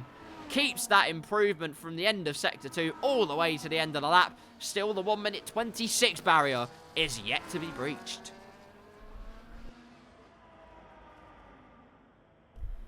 Timolele now on a lap. Magico must have given him a helping hand of slipstream. Did Timolele need it? Would have hampered his progress. Well, it's P3 for the time being. A decent little lap to open the account, but Tyrrell is in a class of his own at the moment. Over 3 tenths between himself and anyone else, albeit buck 20. Basically didn't use the overtake button. So really, perhaps everyone else holding their cards close to their chest. Which would be very interesting. It must be said. It would be very interesting. Down the hanger straight for Mr. Terziak. Use the middle of the track, Terziak. The outside makes you slower. Hug the inside-ish of Luffield. Slam on the power, get the car straightened out as soon as possible, and that is buttery smooth from the Aston Martin man. Elsewhere on the track, one Alpine will be into the pits in the form of Pathyman, but I assume Tyrrell will do exactly the same, and he has. Into the pits he goes, E-I-E-I-E-I-O. Timolele charging up the battery, possibly going again in this session. That's Terziak, is the man on the move. Still very much going for it, and has got a purple Sector 2 to his name. Just Stowe, etc, etc, etc. Into my village we go. The last 2 corners beckon. Slam on the power. Big slide and a spin. Almost a complete spin. Kept the car very, very well. But across the line, it'll be a 1 minute 30.5. It could have been so much more. But maybe that was all part of the plan after all. How about that? That would be rather impressive.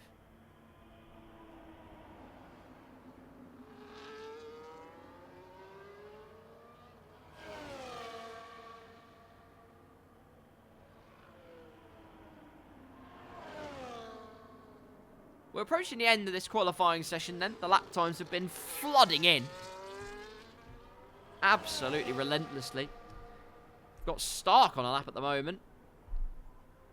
It's basically 4-wheel sliding through that corner. That was delightful. 4 thousandths up on his previous lap time. The Ferrari sounding like a shark vacuum. Through Stowe. And only the 2 corners to go, obviously, as per. Never mind, it's pit lane. The pit lane calls. Leave that on voicemail. And the speed limit sign is gone. What did that bollard ever do to you?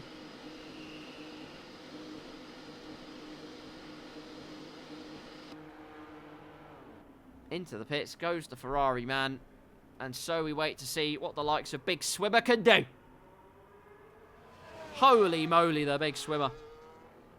Thanasi was on a lap, he's invalidated. Terziak's not doing another lap, he's into the pit lane for some new tyres. Thanasi actually just completed a lap, my apologies. A 127.1. It's getting closer. It is getting closer all the time. And this sets up a startling conclusion to this qualifying session. Dirkwoodsen's on an outlap. Slam's just begun a lap. Someone who's close to just ending a lap is this man. Currently 2 tenths up on his lap time. He's going to need more than that to really ascend up the order. Big Sam. Bit wide of the apex through the right-hander. We head on board with the Mercedes man. Half a second up. That's more like it. Keep that time. You'll be in the top 6, my friend. How much are you made of in Stowe & Co? Time to find out. Stowe is done. Then just the left and the right-hander that beckons for the Aston Martin ace. Slam on the power. Towards the line we go. Keep to the inside. Across the line it is the top 6. P6 for Big Swimmer. Very nice lap overall. But now the rest of the times can begin to take place. The moment the order, Tyrrek on pole position provisionally, but with Thanasi just over a tenth behind. Terziak, Timalele, the second row, Stark on P5. Big Sam's just ascended into P6. We've got J-Lane, Pathiman, Buck 20, and Slam rounding out the top 10. But for how much longer? Slam is on a lap currently. Through the right-hander he goes. Just these final corners to see if he can elevate himself any more than he already has. Towards the line he goes. Hug the inside. It's P8 for Slam. A great final sector. The most marginal of improvements provides the most marvellous rewards. Up into P8 goes the Kick Sauber man.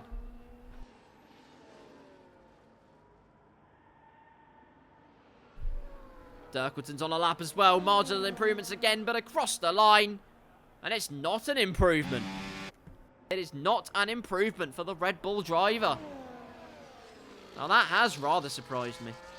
But there is still time to get round and do one more flying lap. Charge up the battery and then go again. He's keeping well out of the way of the McLarens and co though. Doesn't know what the Williams and the McLaren are up to. The Austrians are on out laps. You're fine, mate. Onto the Wellington straight. Massive tyre warming strats from Thanasi. Magico's retired from the session. That is his qualifying day done and dusted. It's Big Sam charging the battery. He's saying a big thank you to the fans for showing up. What a job they have done. Keeping well out of the way of absolutely everyone. And he is going to go into the pit lane. Sam's session is done. Our current pole sitter Tyrrek has just crossed the line and has begun his final flying lap of this session. But there are drivers behind who are also on the move. Dirkleton's probably not one of them. On balance, I will say that much. See who actually is on a lap. Maximus isn't. Maximus is not going to set another lap. I don't believe it. Jamie Tarquin is going through Copse, Maggots, Beckett's and all other corners and complexes in Silverstone. He's got a good improvement at the moment. 4/10 of a second and just the last sector to go before he claims surely a higher position, but he's got to keep it within the white lines. Using a lot of curb on the inside does the Red Bull driver, and then the two corners adorning the Silverstone fans. A wave to the crowd and then a flourish as he crosses the line, moves up into P11. Does Jamie Tarquin, but plenty of hungry sharks behind. 3/10 up is pure Tyrrek, good grief. Tyrrek is absolutely flying out there. And time will tell just how much of a tremendous improvement this is through the final corners. The Alpine man has held pole this entire session and could well put himself in the pound seat in tremendous style. Tyrrek has absolutely annihilated things, but not quite. Terziak's almost pipped him at the post. Hardly anything to separate them. Don't ever count anyone out in this session. Stark across the line. He can't get it. Never mind, it's going to be astronomically close. Just up to Thanasi and Timalele to see what they can do in this session. Timalele has a few corners to go. He has to have the last sector of his entire life in order to claim pole position. So much speed taken through the right-hander. It's only good enough for P4. It's up to Thanasi to see if he can claim pole position. Tyrrek has led the whole time. Only one man now can possibly stop him. It's a huge slide out of the final corner across the sandbox. It won't be pole position for Thanasi. It will be Dutch delight according to the flags for pure Tyrrek, who finds himself purely on pole position. Buck 20 made his way to P6. Pathiman P8, J-Lane in P9, Milo rounds out the top 10. With Slam, Jamie Tarquin, Vulcan, Dirkleton, Maximus and Magico rounding out your order. There you go, people. The Silverstone showdown, day one of it at least, is done.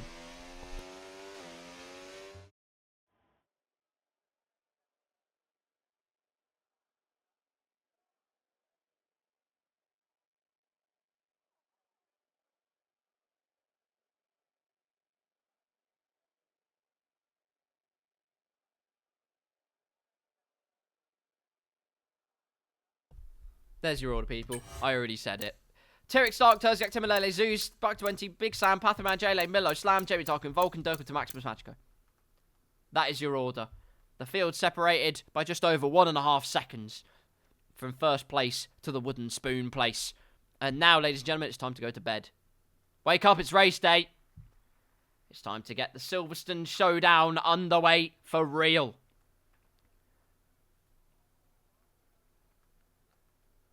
The Alpine man at the top. But will it stay that way? We saw how powerful it all was last season. The DRS, the slipstream. The big battles that unfolded.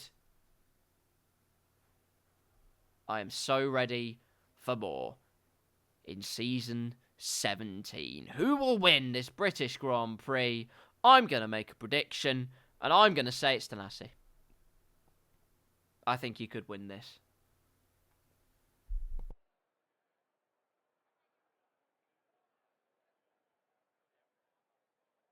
And I'm so sorry if I've cursed you. DHL symbols are lining the paddock club, who you can't see because they're all behind a screen. Either that or they just forgot to turn up today, which is rather insulting given the prestige of this Grand Prix. However, who will deliver the best result today? AWS sponsorship there. 1 million or something million worth of data points a second, but only one crucial calculation to take the win today. Lights out and away we go on the medium tyres. Stark's got a phenomenal start. Absolutely electric from the Ferrari man. And into the lead, he blazes through. Someone's gone wide immediately. It's a kick Sauber in the background. But through to turn 3, Tyrek looks to try and go down the inside, but nothing doing for the time being. Thanasi and Timalele go into combat, and using the momentum at the outside line, the Williams driver goes through. Buck 20 now.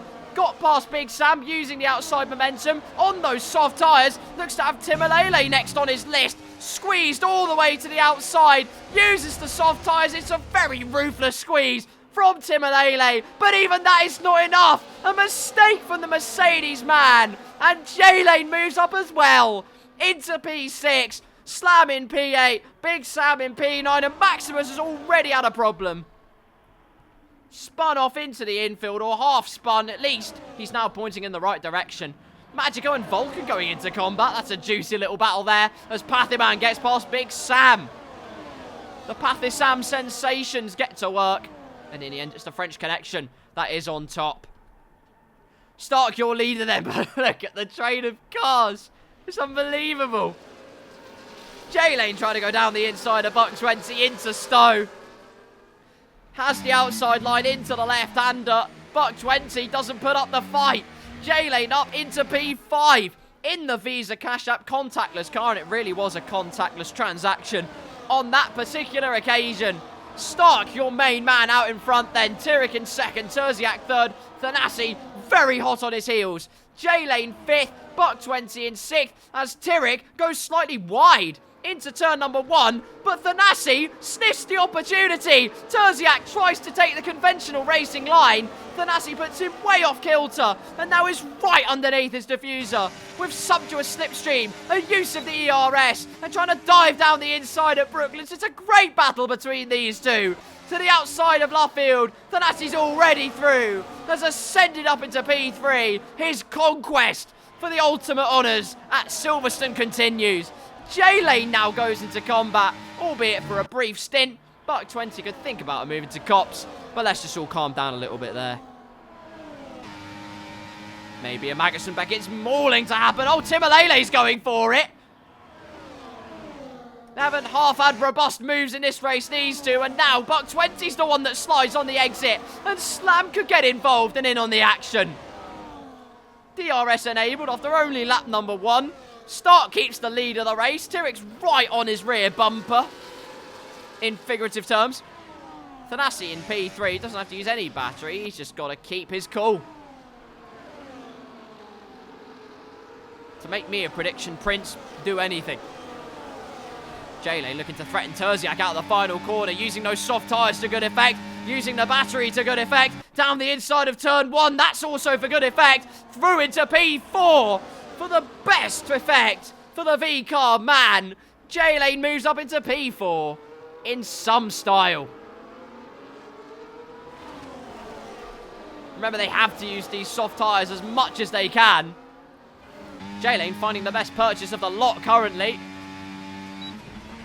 Drops outside of a second, but only for a brief moment. He'll try and regain that DRS margin through Brooklands and Luffield. Albeit the mid-apex speed from Thanasi was absolutely was wild. Can't believe what I just saw. The three cars trying to break away from this train behind them. Thanasi at the back of it. The conductor at the head of the coach is Stark. We've spoken about the Stark trains many times before. We haven't had them, really, at the best of times. Stark has driven peerlessly on F124 the majority of the time, but Tyrrell's going through to reclaim his lead. He lost it at the start, but the start line slump won't stop his spirits from soaring. He retakes the lead of the British Grand Prix, and it's only lap 3 out of 26. Pathiman past Milo into P number 9, but Milo could try and go around the outside if he were feeling monstrously brave. Magico, by the way, has got past Vulcan and is all over one Jambal Tarquin. Two Mercedes men trying to go on the move then. Stark and Tyrrell are going at it though. Round the outside tries to go Stark. That would be delightful. Makes Tyrrell go slightly wide as a result just by showing the nose. And now with a full complement of battery at his disposal and a helping hand of the DRS, he not only gets past Tyrrell, but that will defend himself from the rampant Williams wanderer behind.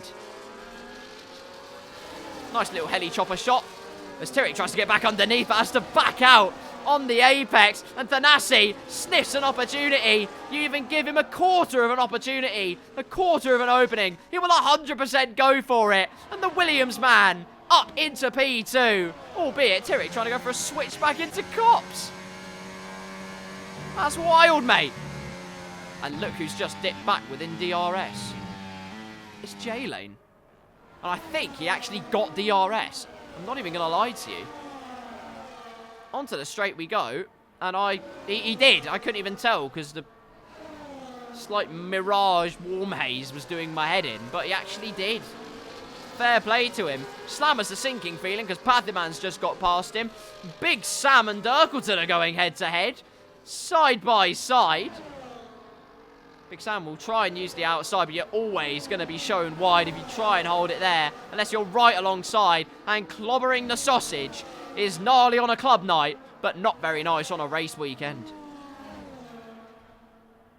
Thanasi then, all over the back of Stark. Not going for the ambitious. Not this time on Stark. Simplicity will be key this time. Tyrrell, though, all over the back of him.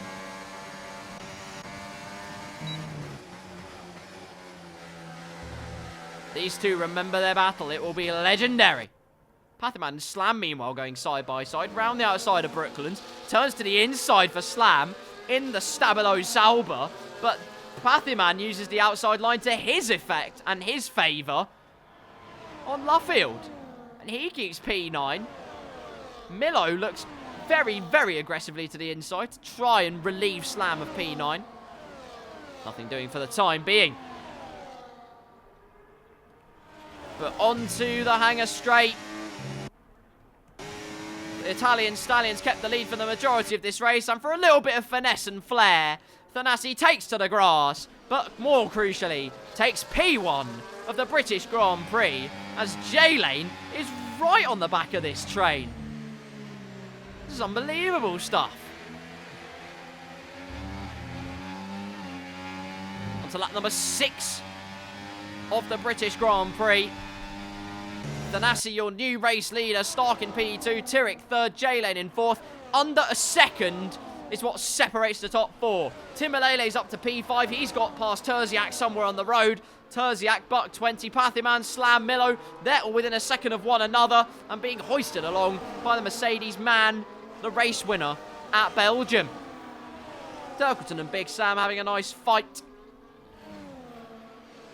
Magico keeping them honest, keeping the gap at a relatively stable amount. J-Lane's got past Tyrrell and now trying to go for moves on Thanasi. Stark's retaking a lead I don't even know who to watch this race. It's absolutely unbelievable. But J-Lane, hardly with any battery to show for it. A lot of straight line speed purchase, though. Makes Thanasi defend into cops. Such is the momentum he had on him in the V-Carb car. But backs off through Maggots and Beckett's. Just gives himself a little bit of room. Knows he can use the momentum out of the right-hander and has used it pretty well. Now has DRS to use, but Tyrrell has got the battery on him, crucially. Thanasi retakes the lead up ahead.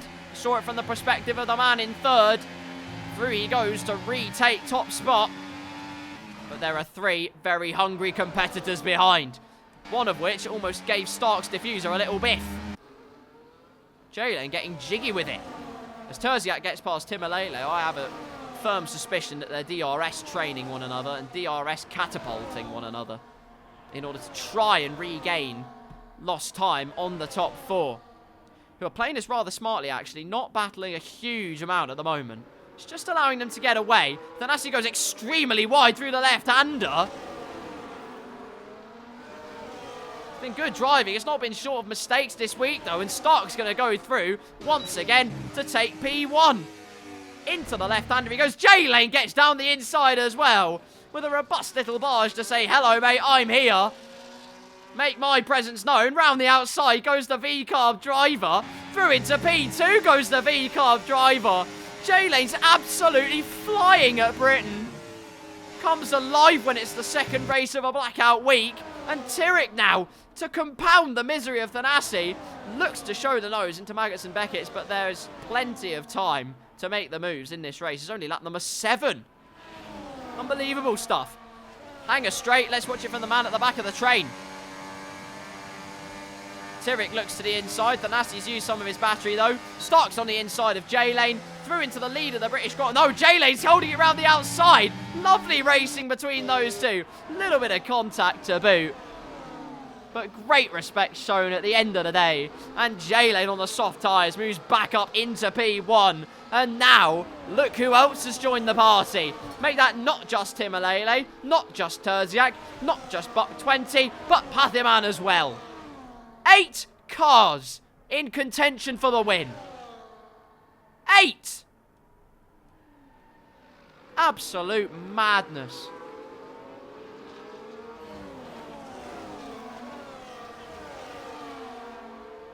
I don't even need to watch the Wellington Straight to tell you it's going to be absolute anarchy. Stark gets close, but not close enough to taking a position, as does Tyrrell. Millo's the closest one to actually taking a position, but can't get it done. And he's losing time, being stuck behind Slam. All the while, the top 8 begin to caterpillar their way out of danger. Ish. I mean, they are still going to be overtakes, and there's going to be blood somewhere. Probably.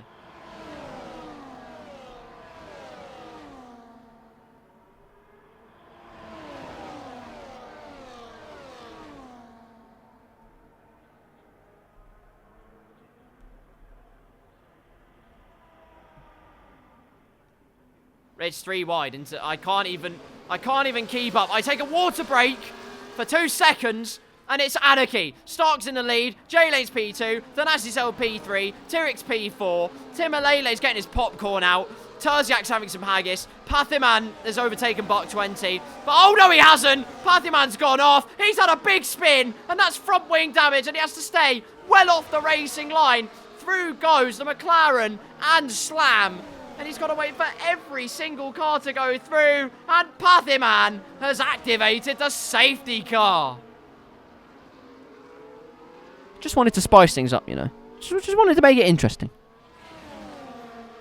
So, lap number 9 then. Chance to pit. I assume everyone's going to go onto the hard tyres.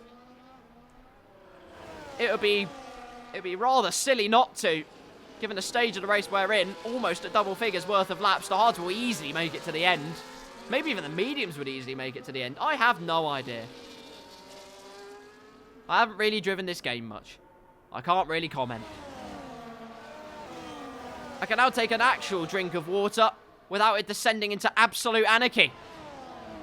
So I will after I tell you the running order. Stark's in P1, J-Lane's in P2, Thanasi P3, Tyrrell in P4, Tim in P5, Terziak 6th, Buck 20 in 7th. Milo in 8th. Slam in 9th. Dirkleton rounds out your top 10 for the time being. Big Sam in 11th. Not Slam, my bad. Magico's up to 12th place. Kudos to you, my friend. Jamie Tarkin in P13. Pathiman down to P14, both physically and emotionally damaged. Maximus P15, and Vulcan rounds out the running order at the moment.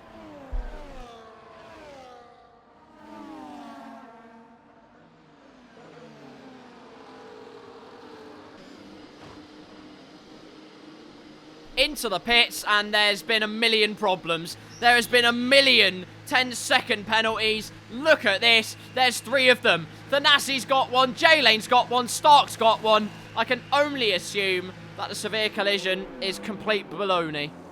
But into the pits comes J-Lane for some hard tyres, and out of the pits he goes. He's actually jumped Stark in the pits.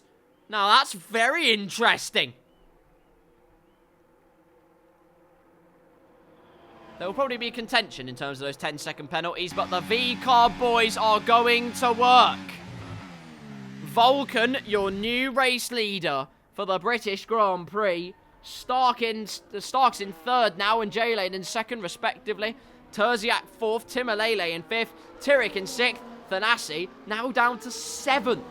Buck 28th, Slam in 9th, Milo rounds out your top 10 drivers. I would love to know what the severe collisions were. No one's even lost a front wing. There are still front wings here.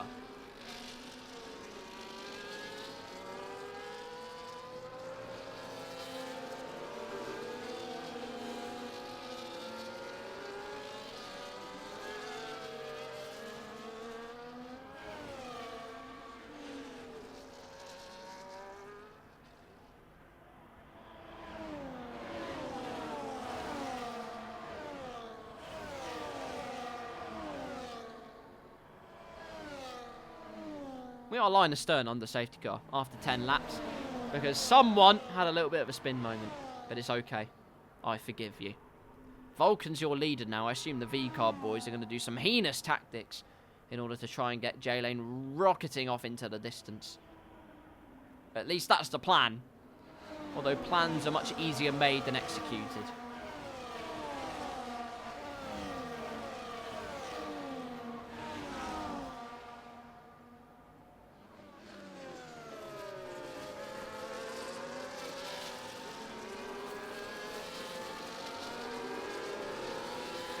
So we await the time when the safety car actually pit. Stark's got into the pits, and he's got. I think his misery has been extremely compounded because he's gone into the pit lane and has got yet another 10-second time penalty for ignoring the yellow flags. So not only is he going to have a brief moment of, I believe, serving his time penalty, but then to boot, he is also going to have another 10-second time penalty slapped on top of it. My controller has a crisis. Out of the pits comes Stark. And, well, thank you, Codemasters. If everyone... Look, Raiden, you're not wrong. If everyone has 10 seconds, that evens it out at least. And you are absolutely right. Everyone just get 10 seconds. Rule number 1.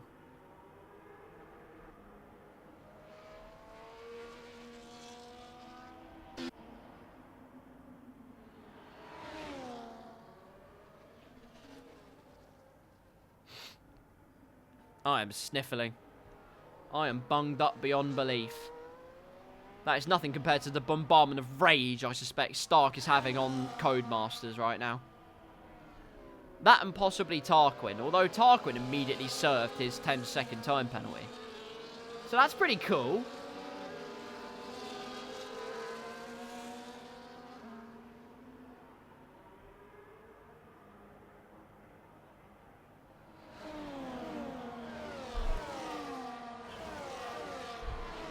Lap number 11 of the British Grand Prix. I'm assuming the safety car will come in at the end of this lap. But that is an educated guess. But you never know.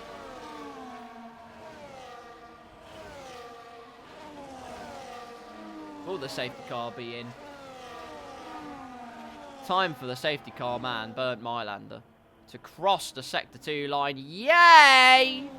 We're going to be racing. Didn't have any insight for you during that safety car period. I apologise. I'm feeling rather bunged up, which is just great, really. I've been on a commentary.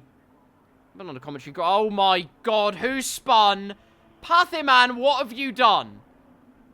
How did I not see that? Unless someone made contact with you. Oh no! Dirkleton's gone as well. He's tried heating his tyres too much. Either that or it's some furious flair and finesse that he has deployed onto the grid. Which is pretty cool. But equally, it's put him down in P16. So it's not really any consolation at all. When will Vulcan pull the trigger? Pathyman's got a 10-second time penalty for ignoring the yellow flags as he's coming to the pits. Vulcan's out. No, he's not. What's happened? He's definitely hit the wall. I know that much. He had a huge spin after catching the curb at the final corner. But we are back racing here in the Blackout Racing League at Silverstone, and Terziak is wasting no time at all. Sends J-Lane almost into a half spin. Timalele's gone charging down the inside as a result, sparging his way through, trying to get into P1. Terziak goes round the outside. J-Lane's now back down the inside of Timalele. We can hardly keep up. Tyrrell's trying to get involved as well as the V-car man sweeps down the inside at Brooklands. Just about has his car ahead, but has to leave space on the inside for the Mercedes man to try and make his move. Jalen will use the outside momentum, try and use slipstream as best he can, but Timalele's got a bit of battery to boot and makes his way up into P2. Tyrrell in P4, Buck 20 in P5, Thanasi, Slam, Milo, Big Sam. You can hardly separate any of them. It's unbelievable. And now back to the DRS trains of the day. Silverstone's just a bit bonkers, really. Well, it's a slipstream train on this particular lap as opposed to a DRS train. But a DRS train nonetheless. Only man that really looks to be on the move is Milo. Good grief. Slam lives up to his namesake and slams into Milo as he jinks over to the right. Puts Milo off kilter. That's going to send Big Sam down the inside, or at least try to. Milo does well to brake late and make his merry way through. DRS enabled. It's going to get sweaty. It's a 10-car train from P1. It's a 10-car train for the win. 10! What is this? And Tyrrell looks like he tried to get a switch back on J-Lane. Almost worked without the little slide and snap on the exit. Otherwise, that would have been mighty fun to watch. Stark's up into P9. He's got past Big Sam. And now down the straight with DRS. His next target's up the road, albeit still with a 10-second penalty slapped next to his name, is Milo and Slam. Round the outside of Slam, tries to go Stark. Slam leaves the space, albeit he also has front wing damage. So it's, oh my god, Tyrrell, what have you done? Tyrrell's gone so far wide. What on earth's happened there? I can't even tell. Oh no! Huge crash for Magico as he sidewinds his way into Dirkleton and slaps him off at Cops.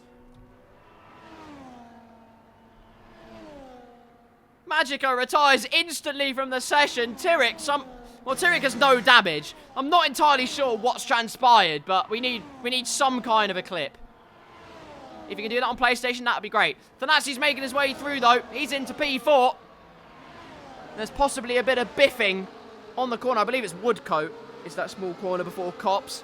I believe there might have been some biffing. You never know. I saw a car spearing off into the gravel. I had no idea who it was. But that answered my question pretty quickly. 3 people without penalties in this top 5. Timalele, Terziak, and this man, Buck 20 in the McLaren. Thanasi uses the momentum, though. Gets down the inside of Terziak again. It's deja vu up at the front. Early on in this race, Thanasi did the exact same move. Terziak's not very kind with that particular endeavour, though. Slaps Thanasi off to the infield, and Buck 20. Through goes Buck 20 in the McLaren. He does the double. Absolutely fantastic. And just moments after the drama where the Alpine of Tyrrell came back onto the track after God even knows what happened, Buck 20's put on some great overtaking and opportunism there. Timalele out at the front, though. He's got a gap of 1.7 seconds after all that. Not again, guys. Got to get back on level terms with him. He can't keep getting away with this.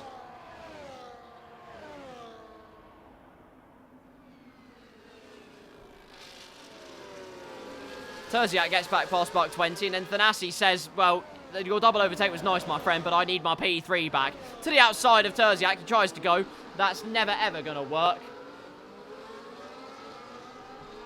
But through the right-handers, and onto lap number 15 of the British Grand Prix. Just over 10 laps to go, ladies and gentlemen. And it's going to be very, very interesting indeed. Meanwhile, the Red Bull boy, Jamie Tarquin, is up into P10, and actually on quite close terms with Tyrrell up ahead. Could be an overtake on the cards for the Red Bull man. Gap increases to 2 seconds up at the front. And Terziak and co really need to start thinking about working together and working wonders if they're going to catch him. Jenny's not losing a huge amount of time behind him. He's got good pace in that V-carb car. Actually took Luffield pretty well, all things considered. Pathy man with the fastest lap, ladies and gentlemen. Might have spun after under the safety car restart. But it's nearly a 1 minute 29 lap time. The Alpine driver has pace.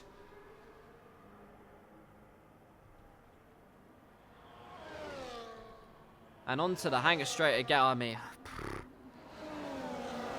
I mean, you know what's going to happen next. I don't even need to tell you what's going to happen next. Look at all of these cars. Terziak's going to go through, surely. In fact, it's a lot less mad than I thought it would be. Down the inside at Stowe goes the Flying Scotsman. And he's chugging his way along to try and catch Timalele up ahead. And at this point, I would like to express my apology to Thanasi, because I did predict he would win this race. And then, well, all of a sudden, he got a 10-second time penalty, and then this train happened, and it's not been great for him, so I do apologise. Didn't know J-Tox is... Oh, he's on a wheel and pedals, is he? Oh! I didn't know that. He did actually take a photo of it. He's on a Logitech G920, G923. I don't know what wheel it is, but the point is, he is on a wheel regardless. He has joined the club, and now he is going to unleash his true potential. Why do I speak? Back at the front, Timalele has a 2.7 second gap. Thanasi's going for a move, possibly into Cops, except no, he isn't. The gravel trail lines left on the track by the man once at the front, Pure Tyrrell in the Alpine. Was there just before Cops, and Thanasi thinking that third place could be a keeper in this race. Nice sponsor. However, Terziak pays his compliments back and says, I'm going to Haramco my way past J-Lane with DRS. Through he goes. Thanasi's got one. Made that two. A lovely little slalom and sweep into P2. 2.7 seconds. The gap remains relatively even between Timalele and the cars behind. But still a decent way to go in this race on a fastest lap for Thanasi on the older hard tyres. As my voice breaks the sound barrier, Thanasi's breaking time barriers.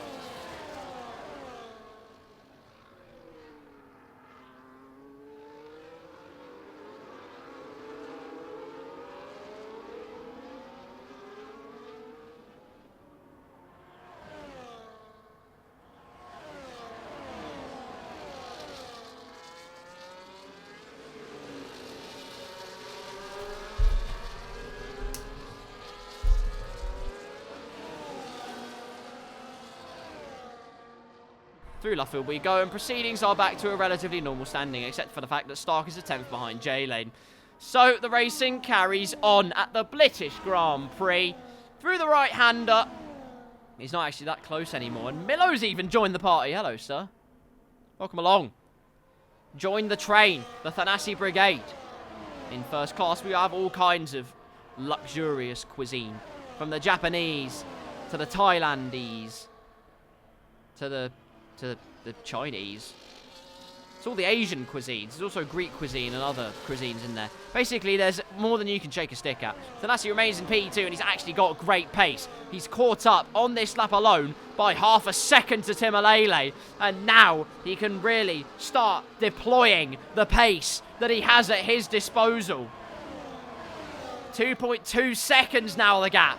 Not only is he bringing himself into this lead battle, he's bringing all the other cars behind him, remaining within that DRS window, into this battle period as well. As there's a yellow flag, Dirkleton's got no nose.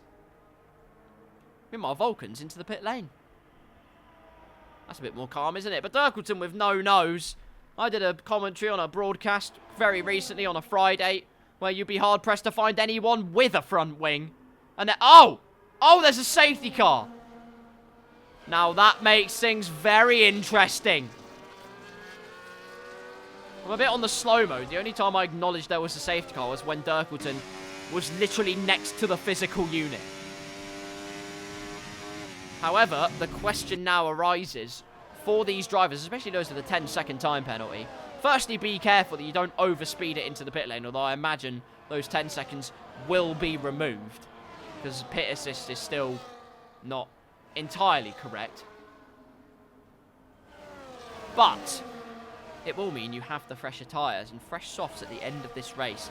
To put pressure on the cars ahead could be the ultimate game changer. Through Stowe we go. What is Timbo going to do? He's feinting to the pit lane. He's going into the pit lane. Thanasi goes in.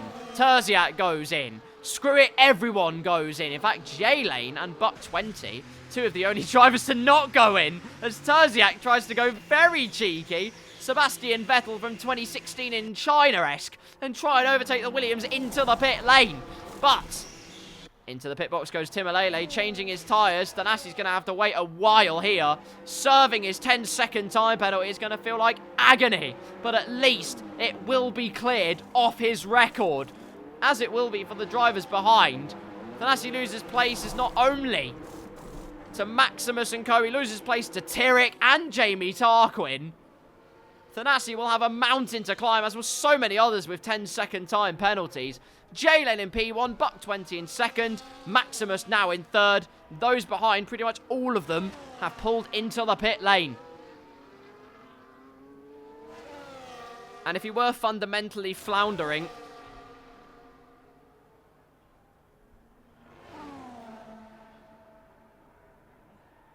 then, well,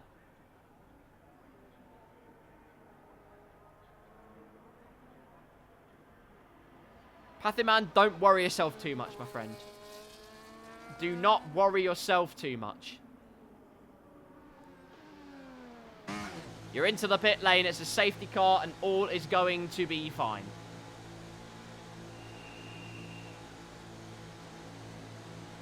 Because into the pit lane goes the Alpine Ace. And to go on to a new set of tyres. I think J-Lane wants first regardless of the 10 seconds. I don't blame him, in fairness. I do not blame him one little bit.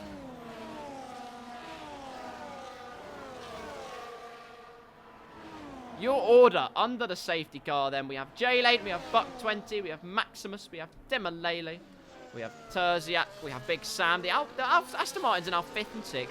How about that for solidarity? Tyrrell in 7th, Jamie Tarquin in 8th, Thanasi in 9th, Stark in 10th, with Milo, Vulcan, Dirkleton, Slam and Pathiman rounding out your lineup. Safety car will be out for at least another lap, so you've got plenty of time to catch up. I didn't hear earlier who made me crash on the straights. I don't want to add fuel to the fire. But it was Tyrrell who went into the... I don't know why, but he went into the gravel and then rejoined. I don't know what happened. I'm sure there'll be clips, but I genuinely have no idea.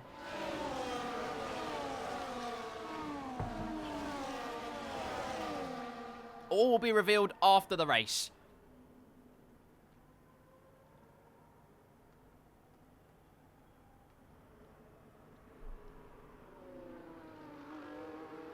Tyrrell actually finds himself in a decent little position after the gravel escapade. Finds himself in P7, and what was looking like possibly a foregone conclusion to some extent. Now, he could potentially be back in the running for the fight of the win. And that would be quite impressive, wouldn't it?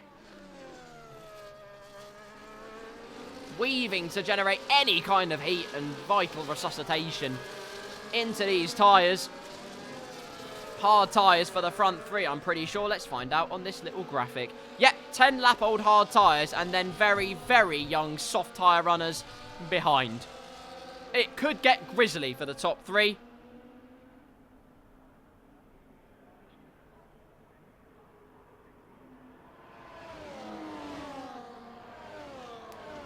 Thanasi's moved up to P8 in all of that. Hopefully there's no penalties, because otherwise we'll be back in that struggle town all over again. And then we really will have a problem. For now, though, all looks like it is complying wonderfully. Safety car will still be staying... Oh, it looks like it will anyway. We haven't even gone past the sector split. Never mind, it's probably fine. Let's find out. Safety car, what are you saying? Looks like it will be staying out for another lap. Congratulations, Pathy Man. You might just catch up yet. Which would be great news.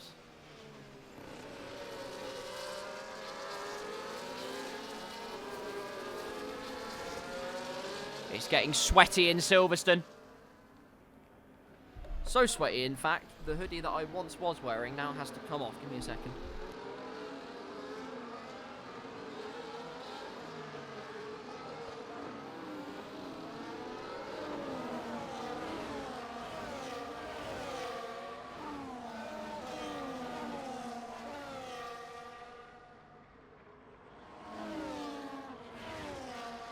And now slightly less sweat. Looks like Dirkleton's descended positions because he's going on to the freshest set of softs of the lot. Across the line to start lap number 21. It will only be 5 tours of the British Grand Prix left to go in the Blackout Racing League. J-Lane has braved it out. He wants to try and get the win on the road regardless of his penalty. Buck 20 doesn't have a penalty. He might well get the win on the track. Maximus has got a 3-second time penalty. Perhaps this is his golden goose. That will bear much fruit. But Timalele, Terziak, all of those hungry sharks behind him have very much fresher and softer rubber on their wagon. And that could spell immense danger. Just half a lap of safety car supremacy, I suppose. The only bit of safety car supremacy they're going to get. Last season, of course, it was a fight to the death. A slug out beyond belief. Start came so close. Thanasi and one of the other between Tim and Terziak were involved. It might have been all 4 of them that came together. But it was certainly an entertaining event. And we are seeing just as much of a complimentary piece of entertainment here at this year's British Grand Prix. Safety car will go past the sector split. And then, ladies and gentlemen, you know what time it is. Safety car in this lap. Magico thinks it's Tim, Terziak, and Sam that will be the top 3. Can that rise up to the top? We will soon find out. On board with Buck 20 we go then, to see when J-Lane will pull the trigger and get ready for more rapturous racing here in Blackout.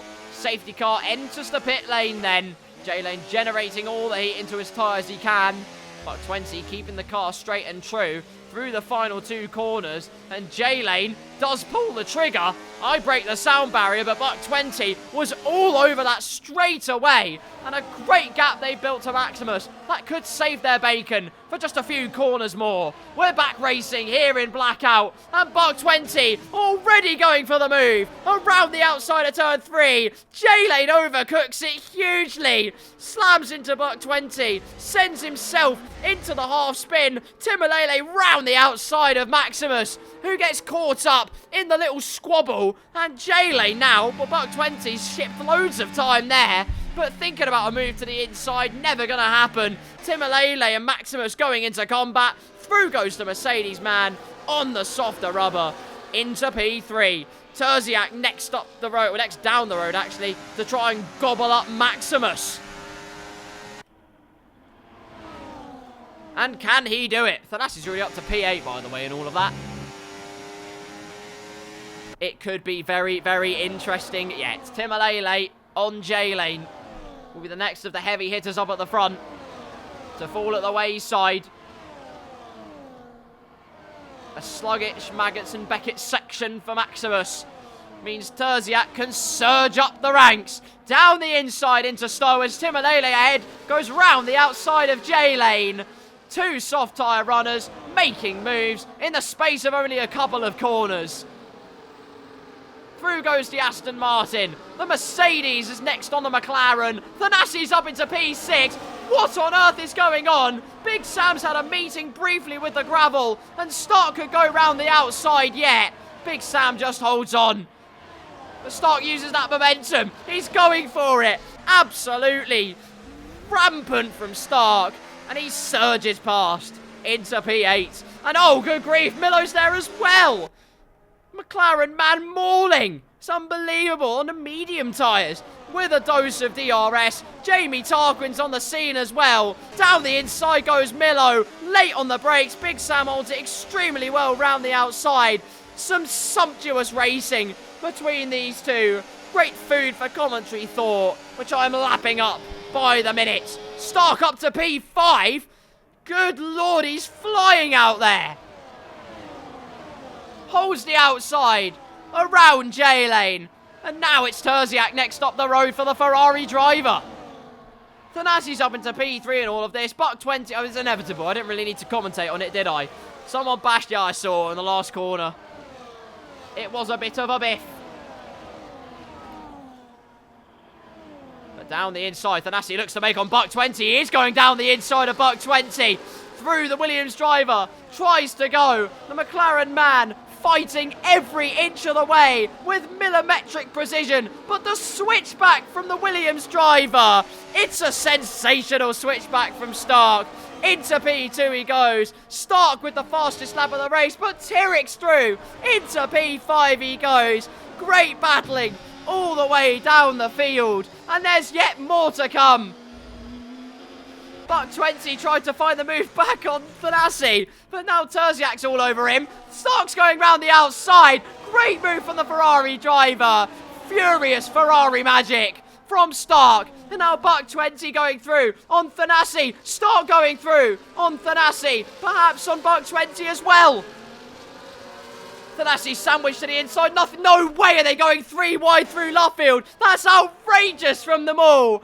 That is absolutely sensational for all three of them. What a spectacle they're putting on. Thanassi will be in P2. Round the outside, Stark goes for potentially P3. But still, Buck 20 is fighting to the death. Stark is the inside of the next section of the Maggotts-Beckett's complex. Through goes the Ferrari driver. And with just over 2 tours to go, that is... Oh no, Terziak's had a problem. He spun on the inside of the Maggotts and Beckett's complex. In fact, it was just at the exit. There's no consolation, but it's horrible. Curly Jowl, I don't want your bowels. I don't want your viewers either. Timalele begins lap number 25, and I need to lie down. 29.3, a fastest lap of the Grand Prix. Yet more extra fastest lap points going the way of the Mercedes driver.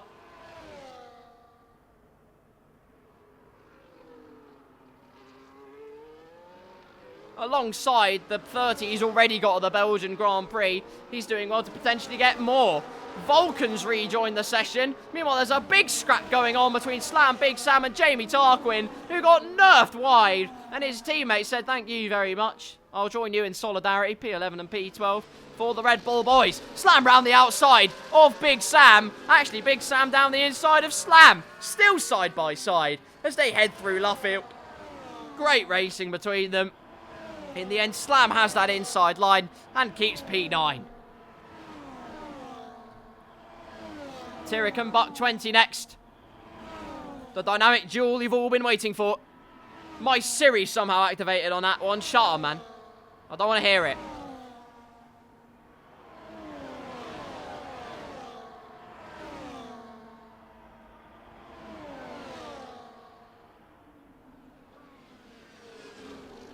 Through into Stowe we go then. Pure Tyrrell obviously gets past Buck 20. I need so much water, it's not even funny. J-Lane's getting past Milo, and it's getting grisly between the two of them. Into the final two corners. Milo's just got to hold it. He's got the fresher tyres. He's got the traction, and tremendous traction pays off. Through it, oh my god, Slam, what a save that is. Through goes Jamie Tarquin, though, who's got back past his teammate for his first week on a wheel.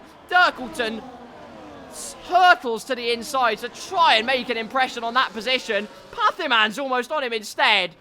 After what was a bit of a train wreck of a race in his opinion, he's still managing to find some good purchase and some good racing towards the end of this contest.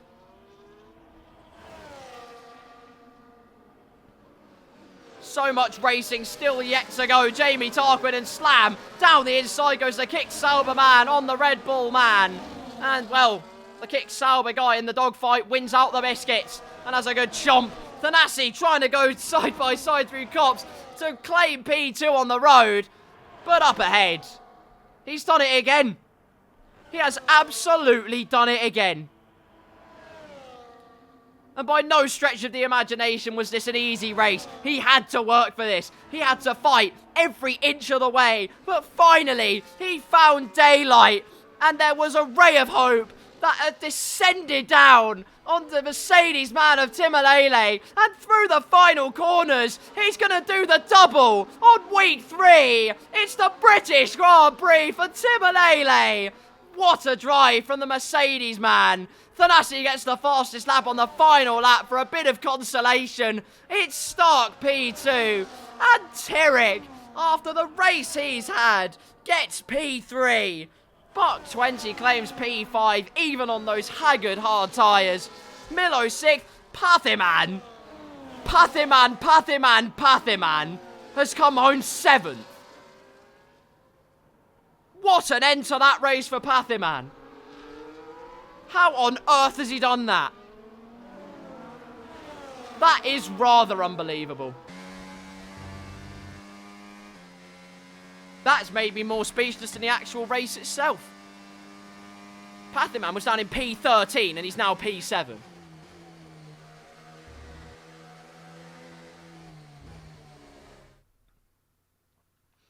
As a famous Dutch esports champion would say, we take those. And we definitely do take those.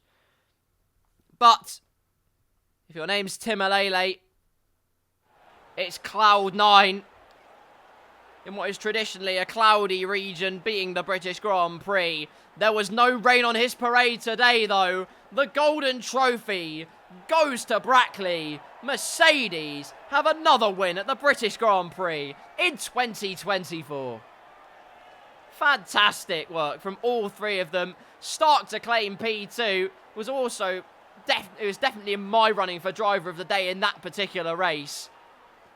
Dealt with the steward shenanigans and yet still came out of it with a podium, and a good podium at that. Tyrrell done a very good recovery drive. Oh my god, we can see the results. The best day of my life. Timalele, your P1 man. Stark and Tyrrell, congratulations to all our podium sitters. Thanasi in 4th place on the road after penalties are applied, but claims the fastest lap. Buck 20 in P5, well done for keeping those hard tyres working. Milo in 6th, Pathiman in 7th, congratulations. Maximus 8th, Big Sam 9th, Slam in 10th. Terziak, J-Lane, Jamie Tarquin, Dirkleton and Vulcan, end off the finishing lineup. And Magico, the only driver to DNF from the contest. Well, that will very much do it. That will very much do it. Goodness me. Last restart was that was very spicy. I enjoyed that. That's an unbelievable bit of racing. Good grief. What a nice slice of pure perfection. This is what Blackout is all about. I do apologise, everybody, for maybe some of the slightly new to the commentary at times. I did have to drink a lot of water. And I just have a massive cold today. Well, it feels like I have a cold. I don't know if you can get a cold at this time of year. I assume you can because it's October. But I feel really bunged up. It's been a long week. I'm probably just run down partially. But also because today was a bit of a long day. but I soldiered on regardless. That's what we do. We don't settle for anything less. And Blackout Racing certainly doesn't disappoint.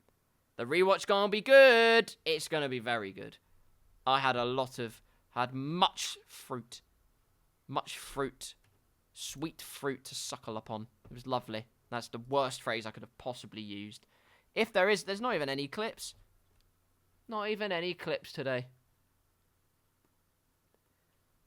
And what am I supposed to react to? What am I supposed to do? Well, I guess there's only one thing for it. While we conclude proceedings, I'm back on the kick stream. So, to summarise things for you. There'll be clips when your VOD gets uploaded. Nice. Oh yeah, I won! Let's go! Sorry, I burst your eardrums. So, Belgium. Decent race. Very interesting race as well. Would have been very interesting if Tyrrell had not had problems. I don't know what problems he might have had. His tyres are only a lap older than Tim's. Got within a second and then sort of fell off a cliff after that. Tim drove a commanding race. There's no other way to put it. It was a dominant display from start to finish from him on the whole. Kept out of trouble. Kept his nose clean. And that's all he needed to do. And won by I didn't mean to do that. Won by a convincing margin. Takes what I believe actually it's his first win of season 17 because he wasn't here for the first week and definitely wasn't here last week because I do remember that. So it's his first win of the season, and then he went on subsequently to get his second race win of the season, and that's a full house. Luigi, you are not winning. Piss off. I never liked Luigi anyway. Right. 2 mushrooms. Luigi, there's ever a time I need you to plug the shrooms, it's now, you idiot. Why have you given me round face? You knob! Why have you done that?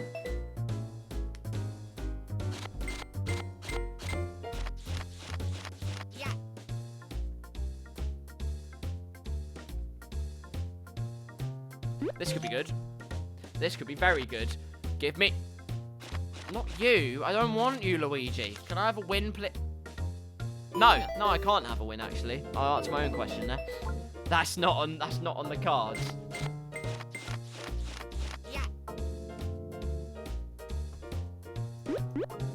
Mario. Give me Mario. Yay! Come on. If I don't win this, it's rigged. It is absolutely rigged. Thank you very much. Stick that in your pipe and smonk it, mate. It's another win. Silverstone we could talk about for ages and ages. Silverstone was absolutely bonkers from start to finish. Where Spa sort of evened itself out a bit. And there were some very unfortunate scenarios. Another win, nice. There were some unfortunate scenarios that developed. Silverstone was anything but. It was bonkers. Absolutely bonkers. DRS trains everywhere. Overtakes left, right, and centre. Me needing the hydration station more times than I'm happy to admit. I won again. Let's go. Absolutely brilliant.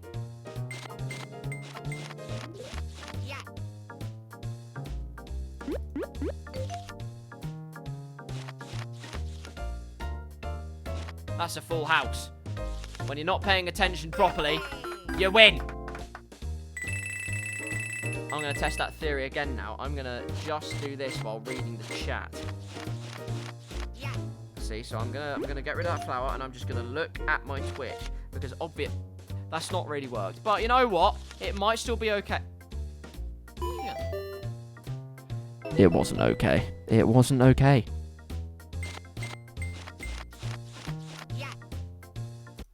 Right. Let's stop Mario gambling. That's gonna cripple my life. So let's move on. Spa was sensational. Silverstone was splendid. The racing in between was rapturous. I don't really have much to add to that other than, oh my good God, that was quite incredible. We have clips. We have clips. We have clips. We have clips. We have clips. Squeen. Hello. Right. So first of all, we've got... I probably shouldn't show you that, but I just tap... Sorry. Sorry. Why have we done Bing? I don't even want Bing. For God's sake. Well, that's ruined absolutely everything, really, hasn't it? Right, I can't remember my keybinds are again. I keep forgetting this. I should probably remember what keybinds my screen one is. I think it's... What one is it? Yeah, it is that one. I thought it was. Right, cool. So, here we go. Full screen. This is with Timothy Lane at Spa. Going into the bus stop chicane, it's lap number 1. Round the outside goes Mr. Milo. And instead, Thanasi has a bit of an issue. So J-Lane says, thank you very much. Gazump 1. Gazump 2, excuse me.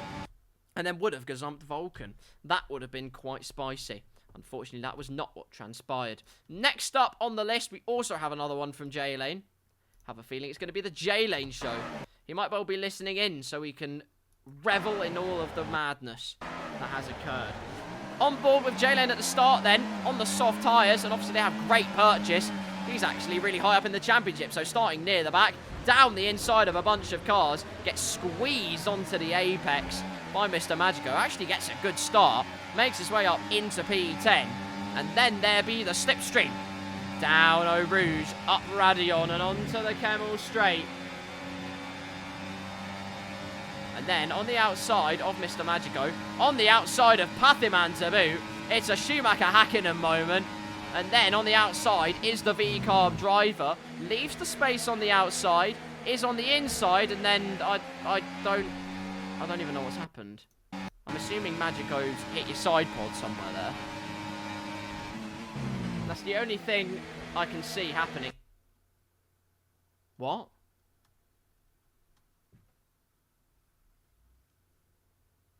That's a tricky one.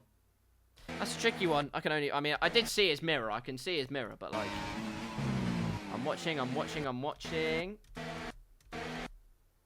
would have been front wheel on side pod.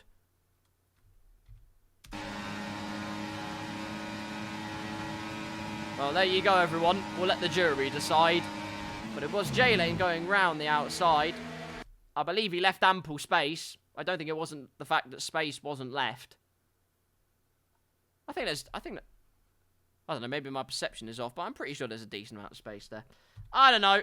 I'm not driving. I'm just the professional natterer. It's bloody hell, J-Lane's got a million clips. It's J-Lane again. What am I going to do? We're down the Kemmel Straight. It's him versus Buck 20. Slipstream. All the way down. Never mind, here comes Big Swimmer.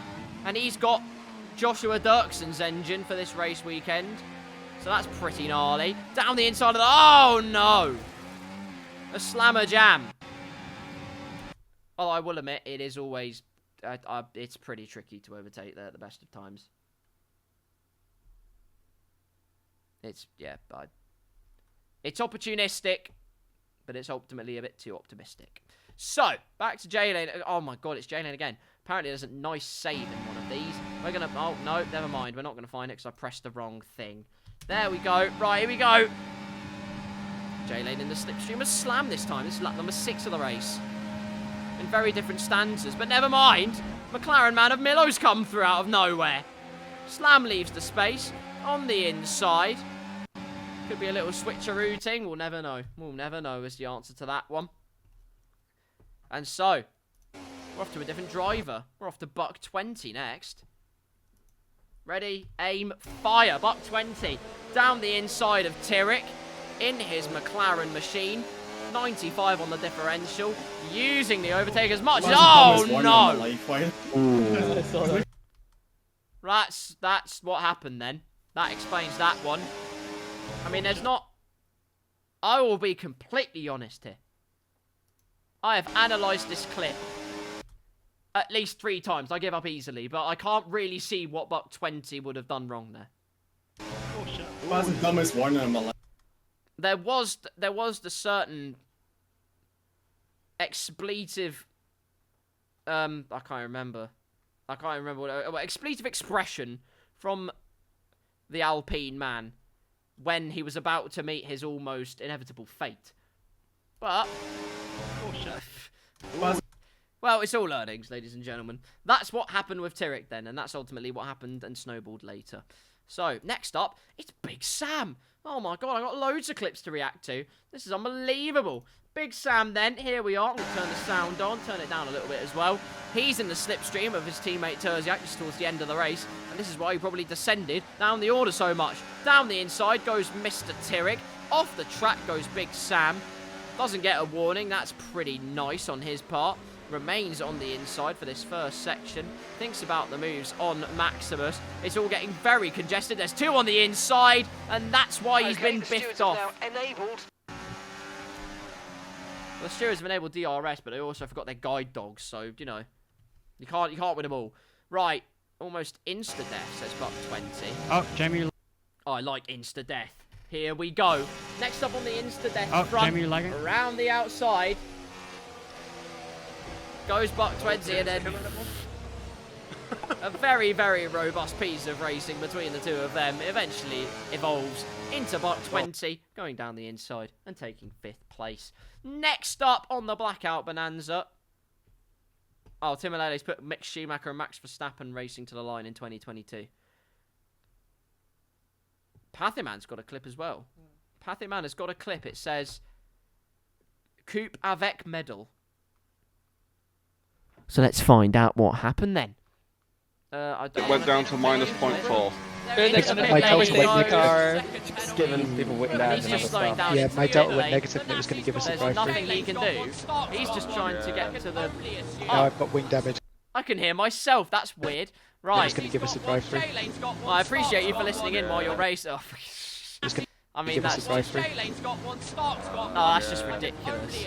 Now I've got wing damage and Stand. I'd say probably don't stand when you're sitting in an F1 car. But also stand up to witness the absolute terrorism that is the stewards. yeah. Stewards. Because, well, Pathyman's expressions say it best when he gets a 10-second time penalty for basically only nibbling Jamie Tarquin's diffuser. I think that says it all, to be honest with you. Whew. But there we are. There we are. That'll do it. Ladies and gentlemen, that is the Blackout Bonanza, week number 3 of season 17, done and dusted. And when push comes to shove, all is said and done. Timalele is on top on both occasions. It's an unbelievable week for the Mercedes driver. Doesn't get any more unbelievable, really, does it?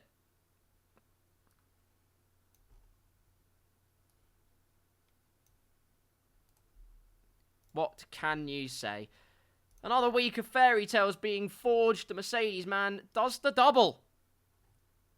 Here this week in Blackout. Many drivers experiencing misfortune. Many, though, experiencing manic battles from start to finish. Particularly that Silverstone race went a million miles an hour. I struggled to keep up with it. But I hope you all enjoyed it nonetheless. That will do it for today, though. Thank you all very, very much for tuning in and so much for watching, depending on where you're watching this. This will be on Twitch for a little bit, but it will also be on a YouTube, on KarlsCars. Subscribe, because it's a great channel. And then when you're there, you can watch all of the other Blackout things in my commentary playlist. All of the Blackout commentaries that I've ever done will be included in there. And it will be very, very fun indeed.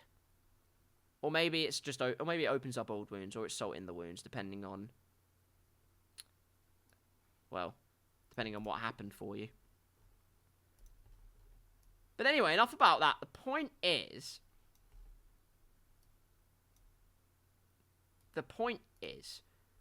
where are we heading to next week? If Spa and Silverstone was anything to go by, maybe next week we'll bring even more spice. And the answer is, we're going to Imola in the Formula 2 cars and to the Circuit of the Americas. And that will be very nice indeed, particularly the Formula 2 race. The Formula 2 sprung up some good surprises, particularly for a certain husband of mine, Mr. Magico. Got a podium, 3rd place in the F2 cars. And he may well be able to do exactly the same next time out. But that's for you to find out. You better tune in next week at 8 p.m. on this same day, on Monday. But if you did enjoy, consider giving a follow, subscribing to my YouTube channel, all of that good stuff. Mr. Magico made all of these lovely graphics. He's at RD Magico on Twitch, and Magico 4 numbers. I can't remember what they are. 5438, I think they are. Either way, if you find him there, subscribe to his channel. He's an absolute legend. J-Lane's got some old Blackout highlights on his YouTube channel, that being JLan3438. I was close. I just put the extra 5 in for no reason. Magico438, people. Subscribe to him there. Blackout, to them, thank you so much for allowing me to commentate as always. I apologise for the fact I'm particularly bunged up, but I gave it my best. And that's the most I can do. So, hopefully it still sounded good nonetheless. But thank you so much, as always, to every single one of you for allowing me to commentate. It's the reason I've extended my commentary horizons, broadened them rather. And nothing that I'm doing now in the world of commentary and whatnot would be possible if it wasn't for Blackout. Blackout are the reason I'm doing it. So, thank you to them. I love each and every single one of you to pieces. And I have no more words on that particular front because I can't find them. But I do other commentary bits and pieces as well. I do football as well as create a series. I do mostly the F2. I'm not doing it this week because I'm not available. But if I am ever available, go and tune into that. You might well enjoy it. And on football, I do St Albans commentary. Tune into Mix 92.6, mix926.com when I'm doing football. You might well enjoy that as well. Anywho, I'm going to stop rambling. You're all absolute legends. I'm going to go and link it when you... I will link it. I will link it. Don't worry. I've completely forgotten the other times. Last week was really stressful as well because I basically had 0 time whatsoever to get set up and whatnot for the occasion. Which is kind of annoying because I had to run the game because of various bits and pieces and complications. So that sucked, but we powered through anyway. And that is all we can do. And so I did. But next week, we head over to the land of Imola and Kota.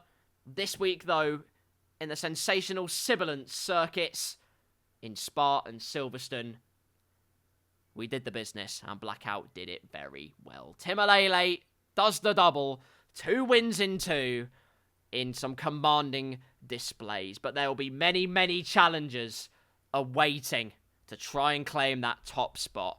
Who will take top honours next time out? That's for you to find out. Please tune in at 8 o'clock next week to find out all the goings-on in the balmy Blackout Racing League. But until then, thank you so much for tuning in. Have a wonderful rest of your day. And until next time, goodbye.